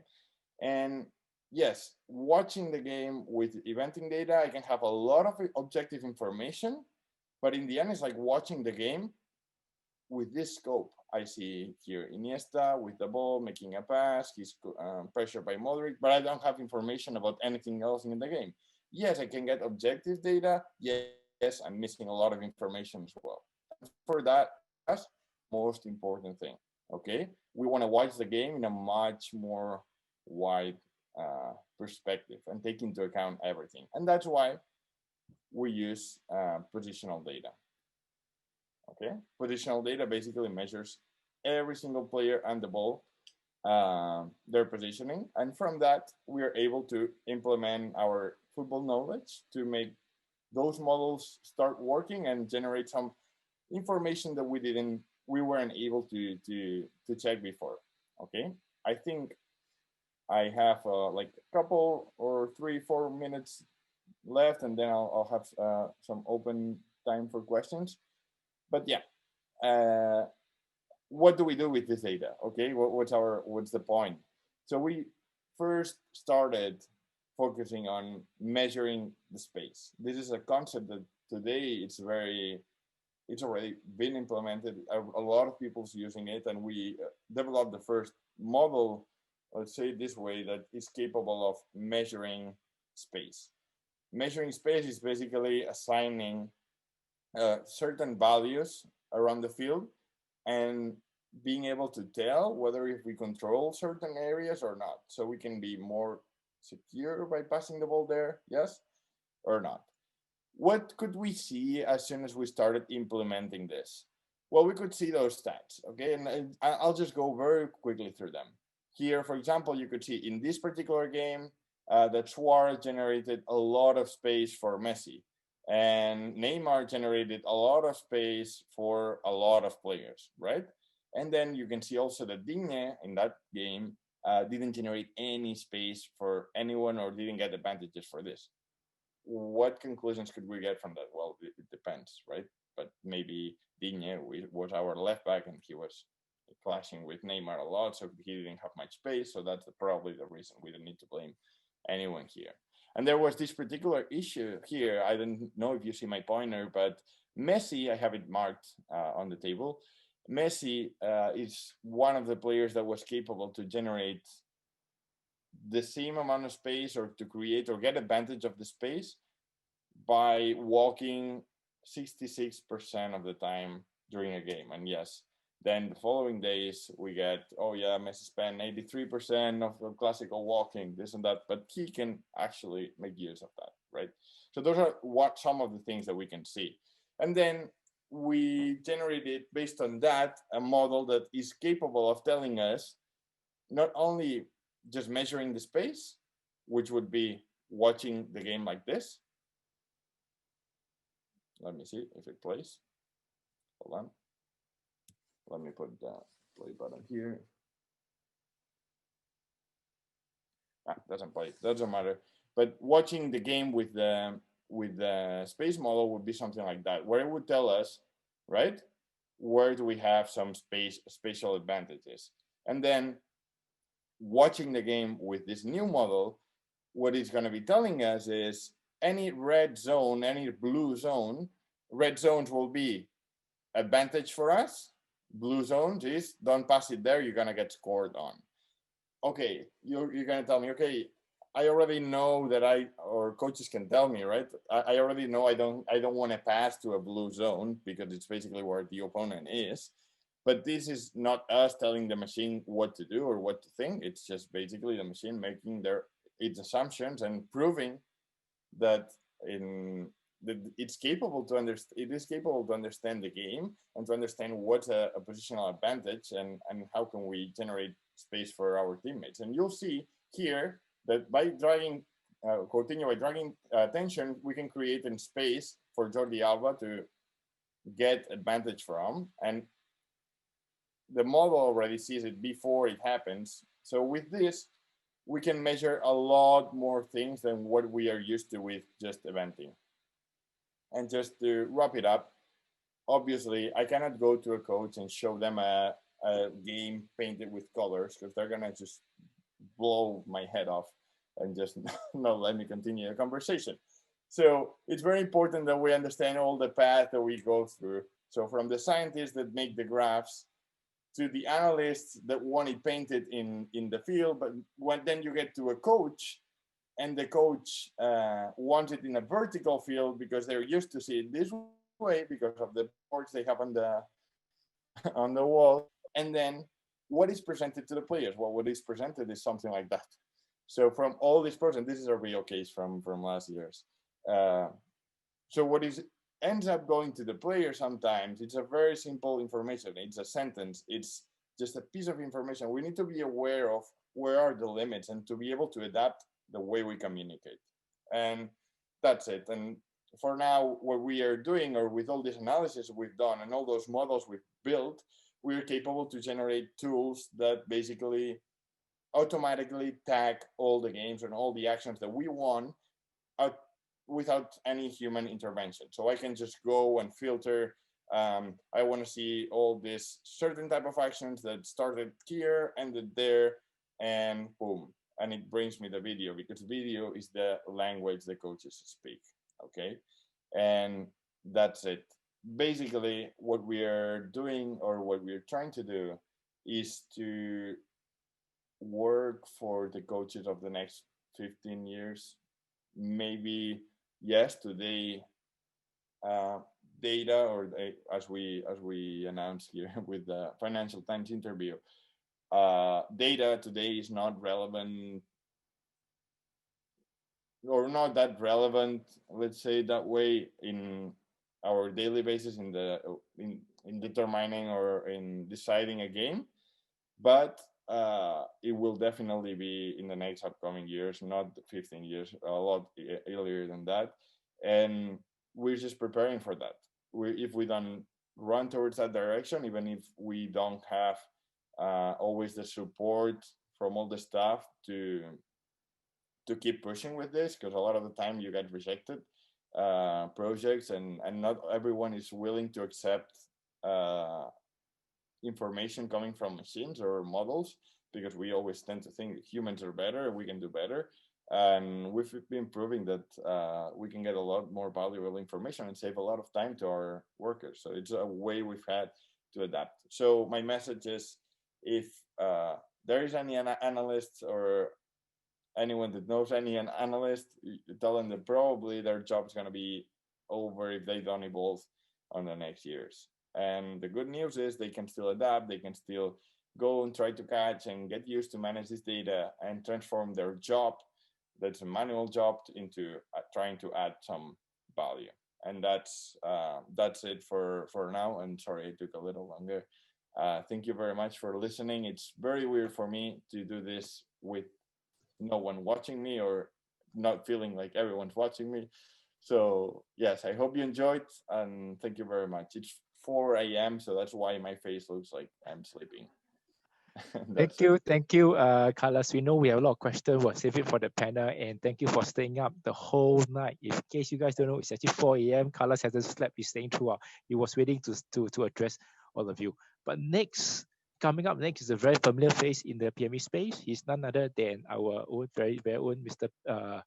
Patrick Tay, the Secretary General of NTUC, and also the Director of NTUC Legal Services and Strategy Department. Patrick has been representing the labor movement in all the tripartite work groups to renew, to update employment and industry relations and legislation, and has been pivotal in lobbying for many changes to manpower-related laws and policies in Singapore. He co-chairs with MAS the Financial Sector Tripartite Committee, and is also the Executive Secretary for the Banking and Financial Service Union and Singapore Manual and Mercantile Workers Union. As the legal advisor to the NTUC-affiliated unions in Singapore, he has advised and represented numerous unions and members in complex and contentious labor and employment issues, dispute resolution, conciliation, and in the industry arbitration court. Today, Patrick will be sharing on the topic PME matters, charting the road ahead. Let us welcome Mr. Patrick Tay. Hi. A very good morning to everyone. And I know it's a couple of minutes more before we say good afternoon. And a big thank you to Colors for tuning in. And of course, sharing with us very useful information and or should I say, staying awake till wee hours in the morning, right where he is. And now, of course, him passing the ball to me. And a big thank you and warm welcome to everyone. And thanks for staying the course. I can see there are still more than about 400 participants still. So thank you for staying the course and hearing each and every one of us. As we heard, Emmanuel kicked off today's conversation and sharing. And then we heard also from Brian and then Gilbert and then Carlos and then myself. Essentially, if you hear all their 4 presentations, you would have discovered something very, very unique. That is that digitalization has really transformed the way we do things. Not just digitalization, but also data. Yeah, some say data is the new oil. Let me tell you, I think it's more than oil. There's a limit to oil, but there's no limit to data. So definitely data is something which is very exciting. It's a very big space. And of course, earlier on, Brian did share with you about the advent of e-learning, particularly relevant. I mean, if you see what we've been doing, even prior to COVID-19, there has been lots of initiatives and of course, programs and driving digitalization, driving data, and of course, driving e-learning. But I think COVID-19 has really transformed the way we do things, transform organizations, and of course, having all of us to transform, including myself, having to get used to all these various virtual conferencing softwares, etc.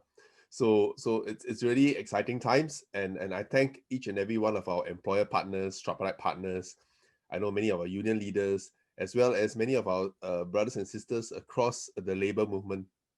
And each and every one of you, I know many of our union members are also tuning in. So a big thank you for joining us in this very, very first virtual conference called Adept to be Adept. No pun intended, but definitely very relevant and very catchy. I can't emphasize more what the 4 speakers earlier shared. Later we can talk more in the panel. But I thought to use the next couple of minutes to share what the labor movement has been doing in this space.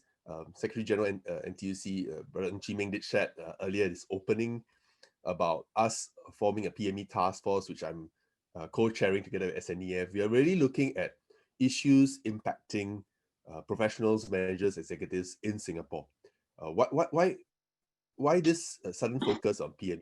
I think prior to COVID-19, you have seen or heard many of the labor market reports sharing about the different challenges faced by PMEs, particularly structural challenges. I think Brother Gilbert earlier alluded to mismatches and missed matches.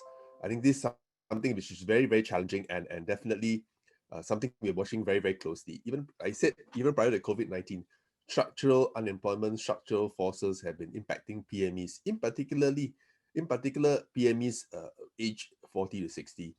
Some of you in the chat asked why this focus on 40 to 60? Because actually, if you've crunched labor market data in the last decade or so, which we have been doing, this particular group, PMEs age 40 to 60, will have quite a number of challenges. Besides a bit higher unemployment rate, also the number of those been laid off in the past, I would say 5 to 8 years.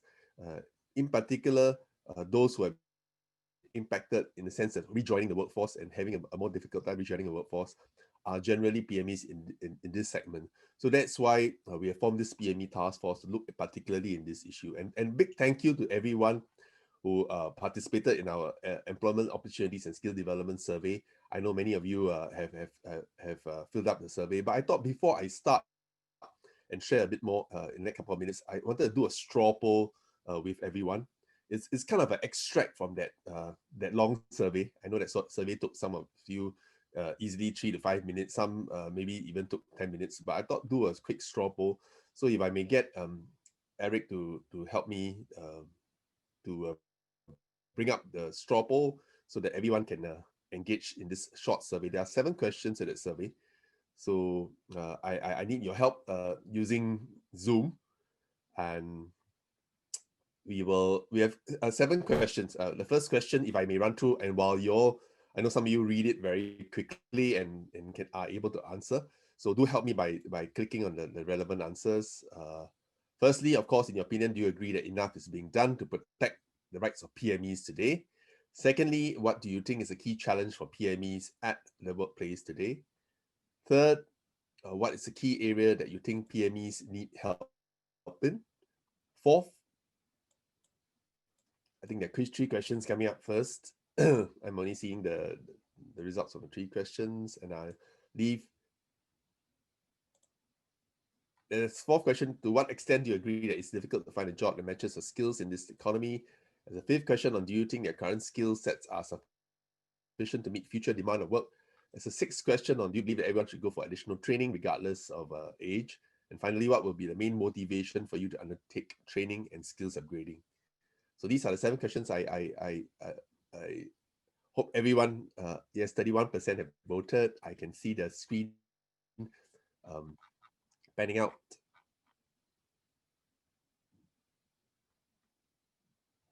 Eric, I think I saw the chat.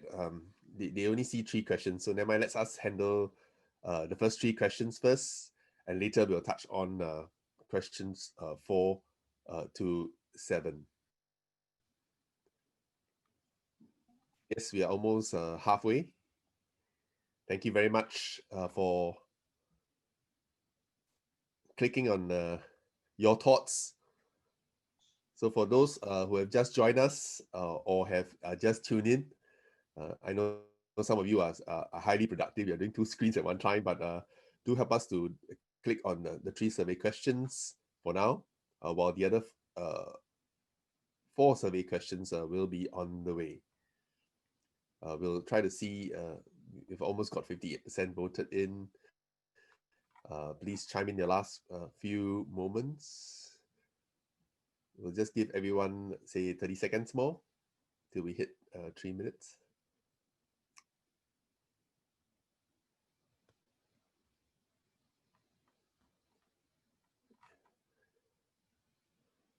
Keep your answers in. You can see the timer on the screen. It's 2 minutes 40. We'll stop at 3 minutes. So just give a quick. Let's be spontaneous about it. Give a quick thoughts. Again, I was looking through the participant list. Good to see many friends, including many of our union leaders, and of course many of our union members. I see some familiar names. Okay, we hit 3 minutes. Okay, let's we'll stop the survey there, and let's go through the survey results. Let's see the first one. In your opinion, do you agree that enough is being done to protect the rights of PMEs today? As you can see, it's quite a mixed bag, but generally, everyone is kind of mixed. Neither agree nor disagree. So I think it's somewhere in the middle. So that's thanks for that point. So I think there's a mixed bag. Some felt we can do better. Some felt that's already well protected. So this is quite neutral, as you can see from the screen, from more than 200 of you who have replied. Second, what do you think is a key challenge for PMEs at the workplace today? We see lack of progression being one, insufficient training and skills, and third one, work-life balance. So thank you for that. Thank you for that. And the third question, what is the key area you think PMEs need help in? We see employment opportunities and career coaching being the top 2, hitting past 60% of you feeling that way. So a big thank you. I saw someone asking for a lunch break. Yes, we're going to have a panel after this, and then we'll have lunch break shortly after. But otherwise, thank you for your responses. I'm taking notes on those points. Eric, can you help with the remaining 4 questions? Yes, Patrick, we will be launching the next 4 questions. Thank you.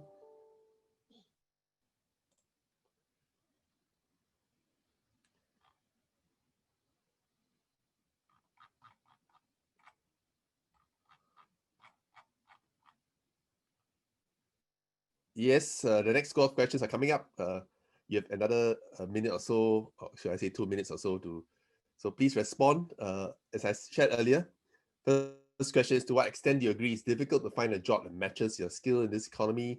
Second, do you think that your current skill sets are sufficient to meet future demand of work? And thirdly, do you believe that everyone should go for additional training, skills upgrading, regardless of age? And finally, what will be the main motivation for you to undertake training, skills upgrading? And again, a big thank you to everyone who is participating in this survey. We are wanting to use this opportunity, myself being part of the PME task force, and quite a number of our task force friends and secretariat are also tuning in, so that we can get a good sense of many of you, because I know many of you are PMETs in Singapore, working in Singapore. In fact, almost all are working in Singapore. So your views are important, because we want to reflect that as Secretary Chee Meng mentioned earlier this morning, where we want to consolidate some of the ground sensing, your views, so that we can reflect them in the report and recommendation come in about 5 months' time. For the benefit of everyone, while you're answering the questions, I thought it was good to share that we just formed this PME task force slightly about 3 weeks ago. And we have been doing a series of outreach, including today's event is another major milestone event for us to engage each and every one of you. And I'm thankful to the team for organizing this event, particularly reaching out to each and every one of you and getting you all to fill up the employment opportunities and skill development survey, which some of you have already filled up. So hopefully you win the Starbucks voucher, but vouchers aside, a big thank you to everyone who has filled in and took your precious time to fill in that survey. If you have not filled in that survey, you can check the emails that are sent to you for this Zoom link. There should be a link to that survey as well for you to fill that up until we end today's conference. But otherwise, we are almost more than halfway through. In the interest of time, we will stop the survey at 2 minutes 30. It's 10 seconds more, and so that we can go through the results.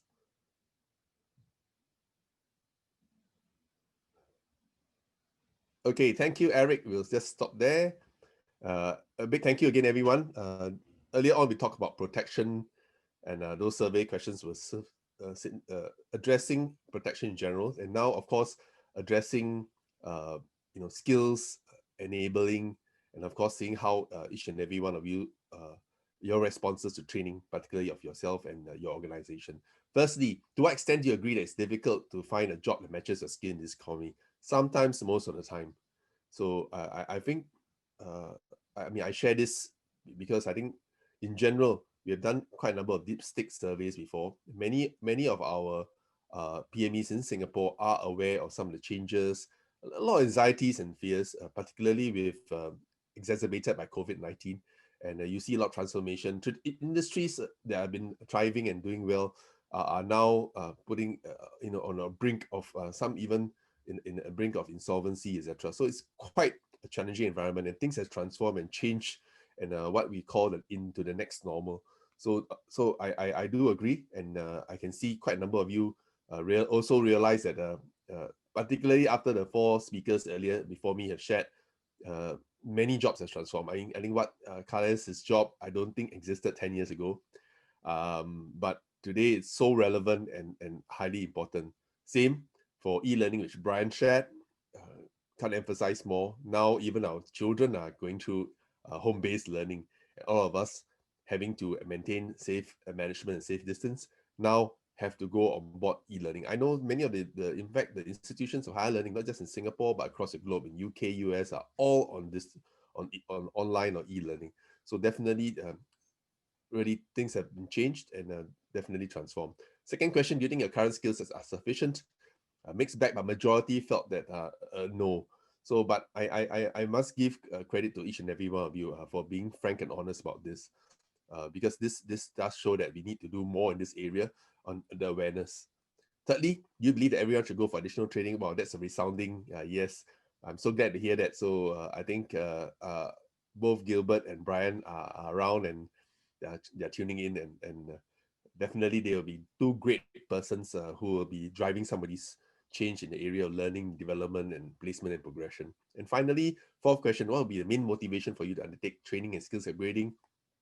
To stay relevant, I think majority, 50% says to be relevant to the job required keep relevant to the knowledge required in my job, and of course to keep up to date with new technology or practices at work. So a big thank you. That came up these two came up quite a bit. So thank you very much. I'll now therefore go through a big thank you for participating in the survey. Those ground sensing, it's very, very important for the work that we are doing, because we are preparing some of these ground sensing to consolidate to report so that we can drive some of this change and do some of the things that are relevant to each and every one of you tuning in. As I shared earlier, I can't emphasize more the need for us to stay ready, relevant, and resilient during this difficult period. There's a lot of pivoting. I mean, in fact, in the last 9 months, I've seen a lot of companies. Companies have gone insolvent, but at the same time, also companies that have pivoted and have done well because they have managed to embrace some of this change and really adapted to the next normal. I thought we'll use this opportunity. I've written down some quick notes because as I shared earlier, many of you, including some of you tuning in today, have participated in this survey called the Employment Opportunities and Skills Development, or PME survey. If you have not done so, please help us. It's in the Zoom link, and of course in the chat. Eric has kindly put the link for you to do the survey. It's about 5 minutes. There's a short quiz and maybe even a raffle after that. But I thought share quick responses. We have actually, thanks to the PME's Task Force Secretariat team, we have actually gotten more than 2,000 responses in just a week alone. And if I may share some of the findings, I thought share some of the top line 5 key findings with each and every one of you here as something refreshing to let you know. And for you to also in the chat share whether you agree or don't agree at all. Firstly, in fact, 90% view the role of trade unions in protecting workers to be more important now. Interesting fact, we have not done this survey before, but 90% actually view the role of trade unions in protecting workers to be more important now. I think as you know, in Singapore, we have National Trades Union Congress, including organizing this event for each and every one of you. I think in the last 9 months, many people like Brian and Gilbert have been laboring behind the scenes. Each and every one of them, including their team members, laboring behind the scenes to bring upskilling, retraining, reskilling, and of course, finding jobs and placements for each and every one of us who are affected in one way or another. It could be maybe perhaps you have left your job prior to COVID-19 and then found difficulties during the COVID-19 period to find a job.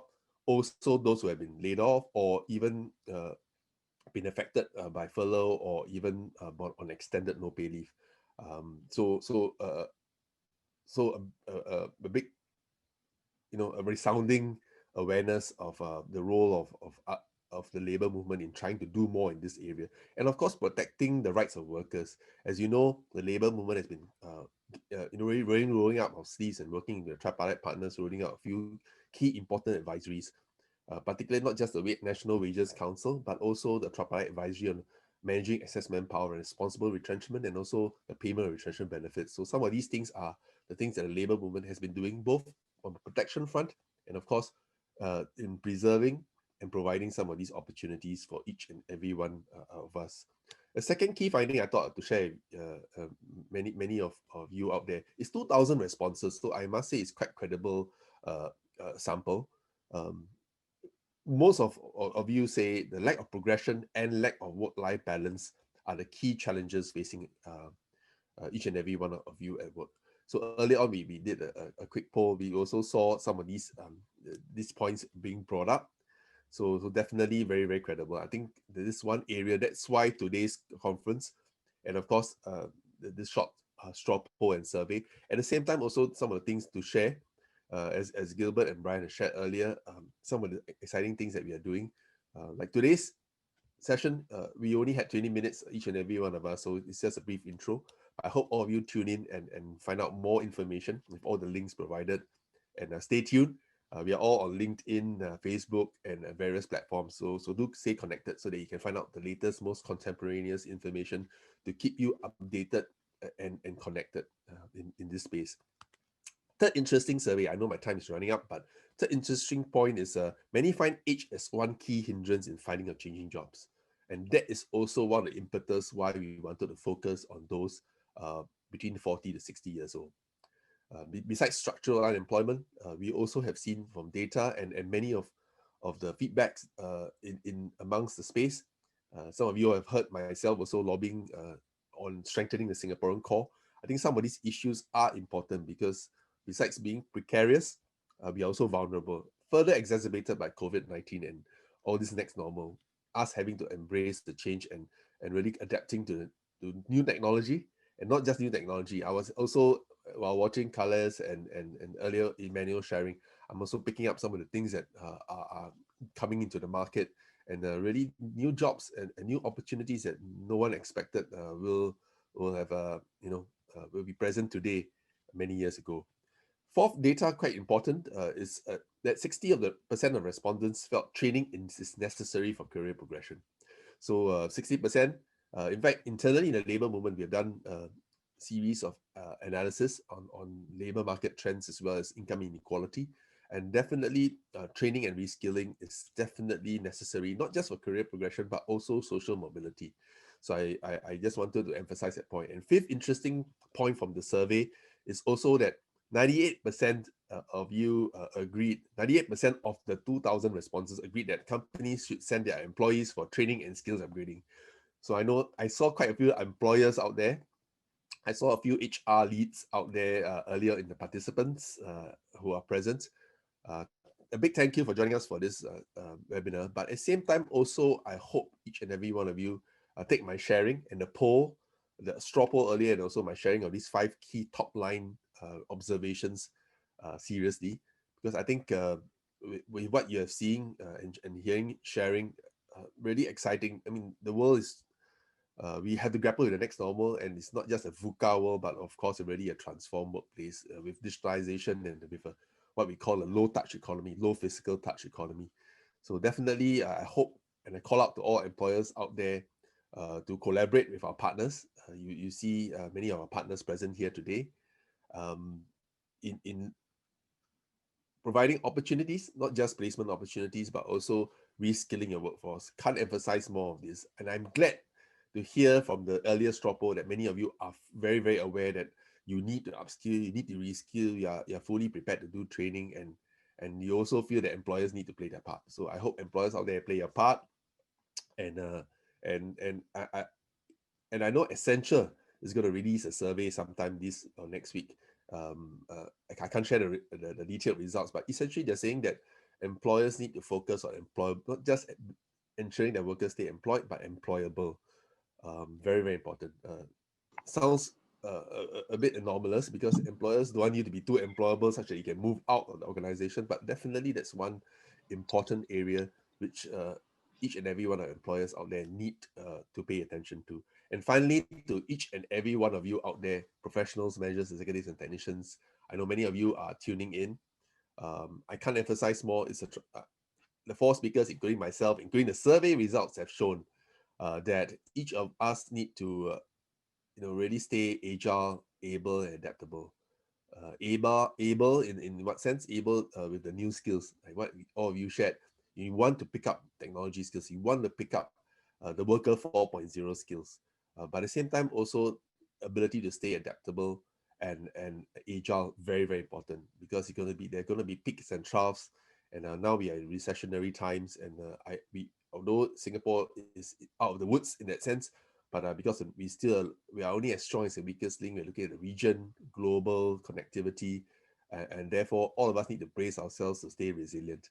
So please continue to keep an open mind on all these opportunities and all these learning opportunities that the labor movement is bringing to each and every one of you. I hope all of you make full use of it. I know many of you out there are union members, and you have the very relevant training funds and relevant programs for you to tap on. So please make full use of them. And a big thank you to the team for organizing and bringing together this webinar. So I know there's a panel coming up. So thank you very much. Thank you, Patrick, for sharing with us your precious insight. And we look forward to more engagement with you and the PME task force. So moving on, we know all of you have a lot of burning questions to ask. So let's all welcome the speakers back for a panel discussion. We have with us Mr. Patrick Day, ASGE NTUC, Mr. Brian Chan, NTUC Learning Hub, Mr. George Perella, representing AWS, and Mr. Carlos, all the way from Barcelona, and I myself will be the moderator for this panel discussion. So we get everybody on screen first. Right, yeah. Oh. So, right, great. Thank you. Thank you, all speakers. So as we listen to the speakers share their thought this morning, two aspects strikes me. First is that we truly face a crisis of a generation that will continue to affect our companies, jobs, and daily lives for some times ahead. While things will hopefully turn around, and we have some good news that the vaccine is probably in a couple of months' time, but still we know that we're entering a new normal.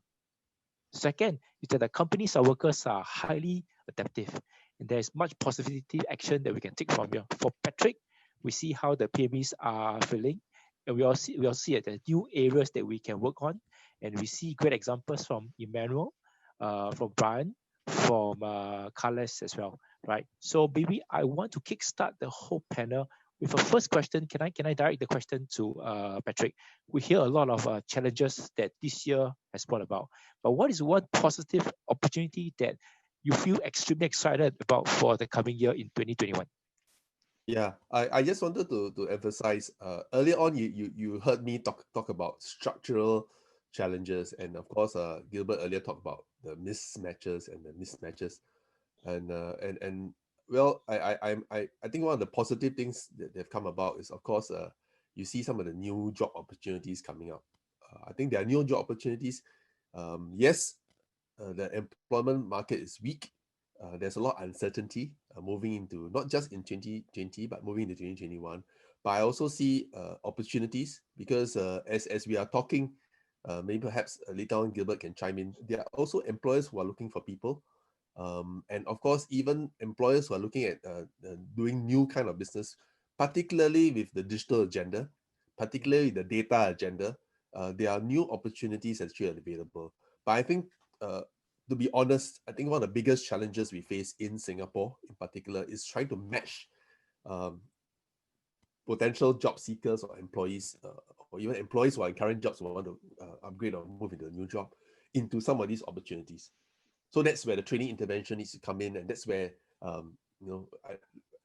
I've called out to employers, and of course Gilbert mentioned earlier on, you can't find a 100% fit, you can't find a perfect fit. I think that's the reality.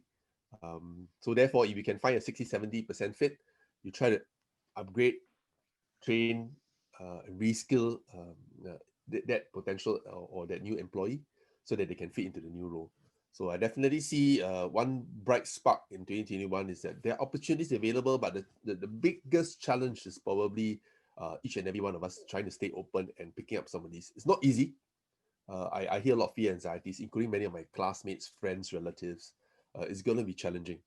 I never say it's going to be easy, but definitely with the will and keeping an open mind and staying open to the new opportunities and trying to pick up something new. Definitely not easy because I've been working a lot with the unions and union leaders. In fact, as I'm in the midst of talking to you, we're handling quite a few layoffs and trying to see how we can help segue some of these employees to new job roles, either within or outside the organization. Not easy, but I hope all of you persevere and stay resilient. Okay, yeah. I think for sharing, I know that next year will be difficult, but I know that there are a lot of schemes and systems that NTUC have put forth in our partners to put forth to help our workers together as our members. The next question, I'd actually like to pose it to Carlos, who has joined all the way up from Barcelona. So for Carlos, we recognize that you do data sharing across different clubs back in Europe, but they're also competitive. How do you encourage this whole entire data sharing process between clubs? Oh, thank you for the question. It's been one of the hardest experiences since we started. We're lucky because we're in a club that allows us to be very open with what we're doing with any team. It doesn't matter if it's Real Madrid, whoever it is, to just be open and try and go and convince them and share. How do we convince them? I don't know. We're more or less good friends with a lot of people in our same roles in different clubs, in all those clubs. So we already knew them from before. we've already been in contact in the past, trying to tell each other what are we working on, but it just comes to a point where it just makes sense that we don't rewrite this space occupation model again on Ajax and again on Bayern Munich and again on Manchester. It just doesn't make any sense. We're just wasting our people's time. And this is something in 5 years, it's just going to be common. Data is going to be just one more thing available. Today, it's very costly to get, and it's for sure on its early stages in sports, at least. But it's going to come to a point where everyone's going to have this, and this is going to be just a commodity. And we need to be open up and just get ready. That's why I was saying, like, we're working for the next 15 years. We're not working for today's matches. So that's our message. We don't compete with this data for today's match. The ball's gonna hit the post anyway, or it's gonna go in anyway. Regardless the data we have, it just seeing this and trying to say, look, we're all gonna be better. We're making the sport better. We're getting ourselves to a different edge and just a little ahead from people who don't want to collaborate. So it just keeps us everyone who wants to embrace it just puts you in a more leading position in the market as well, and you have more influence on what's going to be happening, and you basically leading everyone who's back on the wheel. So yeah. Thank you, Carlos. I think we are more on the same track as how we have put together this conference for all the speakers like that to share the data, to share what can we expect out from the economy, from the market in 2021, and to help along each other to move each other forward. Next, can I actually direct the next question to George? George is actually from AWS, right? So George, you are in the panel. We have questions on cloud computing, and people are wondering, is it a difficult course to embark? And what advice do you give for our participant, regardless of age? How do they kickstart the cloud computing pathway? Okay, all right. Thanks, Derek, for the question. So apologies that Emmanuel cannot continue with the panel, but he's would like to share that he was very happy sharing today. So, all right. So around the question around for the audience, that how would you start your career on the cloud, regardless of age, and at the same time, regardless of if ever you have zero experience on cloud computing, on analytics, on big data. So we try to assess which you can start off with our Cloud Practitioner Essentials course, which is a basic course for you to understand. It's good for those that have business background or some technical background. From there, then you can already assess what's learning path that you want to take. It may be either to become a solution architect, you want to become a developer, or you want to focus on security, or you want to focus on machine learning. We have an activity, a Cloud Practitioner Essentials course on Friday from 9 a.m. to 1 p.m. So it's free. We can share it, and I'll share it in the chat in terms of the link where you can join and register for that free event. Again, that is also an event that we are doing with NTUC Learning Hub. Back to you, Derek. Thank you, George. Thank you. Last but not least, I think there's a question for Brian from the participant. The questions are more skills acquisition, especially on the digital skill set. So the question: how can an older worker embark on this digital journey? So Brian, would you just give your thought on this one? Yeah, absolutely. And I think when you starting to embark on this journey, and it's really heartening, as Patrick said, that everyone really recognizes the importance of upskilling. We do feel that data analytics and data literacy is a fundamental skill that we need sort of across all jobs, and it's ones that we see is really wide ranging. I mean, you can see from at FC Barcelona with Carlos how much they use data. Obviously, with everything that Amazon Web Services is doing on cloud. How critical data is for that. I think the first step is really to recognize that there's such a big spectrum of different data skills. The most encouraging thing that we found in our research was probably one of the biggest gaps is actually in the data analytics and data understanding, data interpretation type of areas. So it's not that everybody needs to be a data scientist or a machine learning expert or AI engineer. I mean, if you have that expertise, I think that's fantastic. You know, with AWS, we do have machine learning courses for those who want something a little bit more advanced, but it's really at that quite basic skill set that there is still a large gap. And I think for any workers who might not be as familiar with it, it's a fantastic place to start. You know, it sounds really straightforward and boring, but Excel is a fantastic tool. I think once you've gotten comfortable with something like Microsoft Excel, you can go into data visualization like Tableau or Click, and then slowly work your way up. But even with the sort of fundamental level, from all of our research and talking to companies, that really is that basic literacy gap at the moment. And it's not a very high hurdle, and one that we feel very encouraged. A lot of workers, you know, after even a relatively short course, will be able to upskill and you know, have that new skill set. Thank you, Brian. Thank you for your sharing.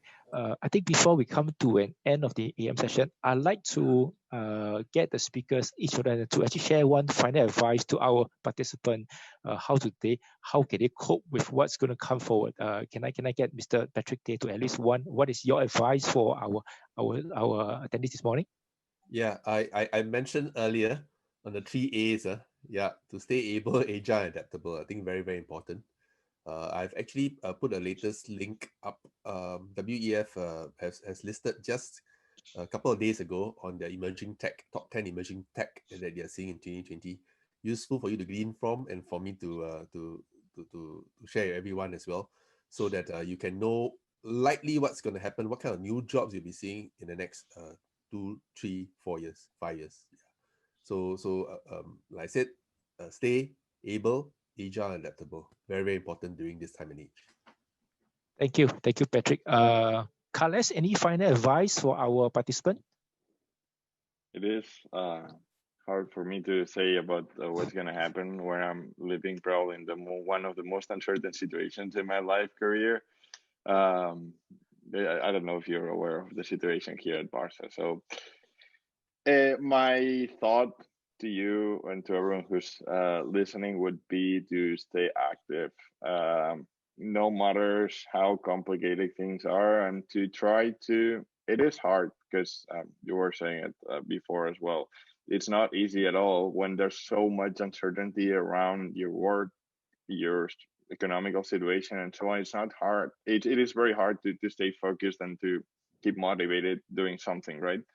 Just try to find whatever you like the most about your jobs, focus on that as much as you can, keep yourself active, and just hold on. There's going to be new opportunities for sure, maybe in other fields. Maybe things will be more automatic, so we'll need to think a little bit more and try to cope with this gap that there's going to be, or no more, or things are a lot more optimized. So we need to put our value on the table to make it different from what the machine does. We don't want to make more manual jobs anymore. We just need to be able to be critical and to think critically, and in order to stay ahead, and just basically just keep moving forward anywhere. So that would be it. Yeah. Thank you, Carles. I like the part of value on the table. For George, any final advice for the participant this morning? Yeah. Okay, I think it's for us to start experimenting, start building, and start learning. So visit our site, aws.training. Like what Emmanuel mentioned earlier, we have 400 plus videos there. We have foundational videos that you can start off already learning more about the cloud. And also, please join us with our event on Friday for that 9 a.m. To 1 p.m. event with NTUC Learning Hub on Cloud Practitioner Essentials. So it's free, so anyone can join. Just register to the link that I shared in the chat. Thank you. I'll see you this Friday for your complimentary training. And last, Brian, any final piece for our participant, Brian? Over to you. Thanks, Derek. I think very similar to all the other participants, and is really just to really take that first step and get started. I mean, as George was sharing, there's a fantastic amount of free resources out there. We have some ourselves at LearningHub, which we shared in the chat. But once after you take that first step, I think all those other steps become quite a lot easier. And especially if you're, if it's, as Carlos was saying, if it's something that you love, and just to stay active and to stay positive. Thank you. And I think with that, we are closing the morning session. We hope you have all benefited from this morning. For any question that have not been answered, we will consolidate and include the answers in our post-event email. Please look out for our email. And if you wish to revisit the content today, please visit our NTUC membership Facebook page. And for those who has not signed up for our afternoon session, you can scan on the QR code and register for them. There are 3 separate tracks: the company tracks, the PME track, and the self-employed freelancer track.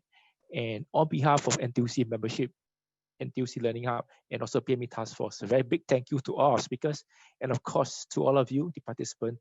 We hope you have enjoyed this session, and we look forward to seeing you in the afternoon. Goodbye, and thank you.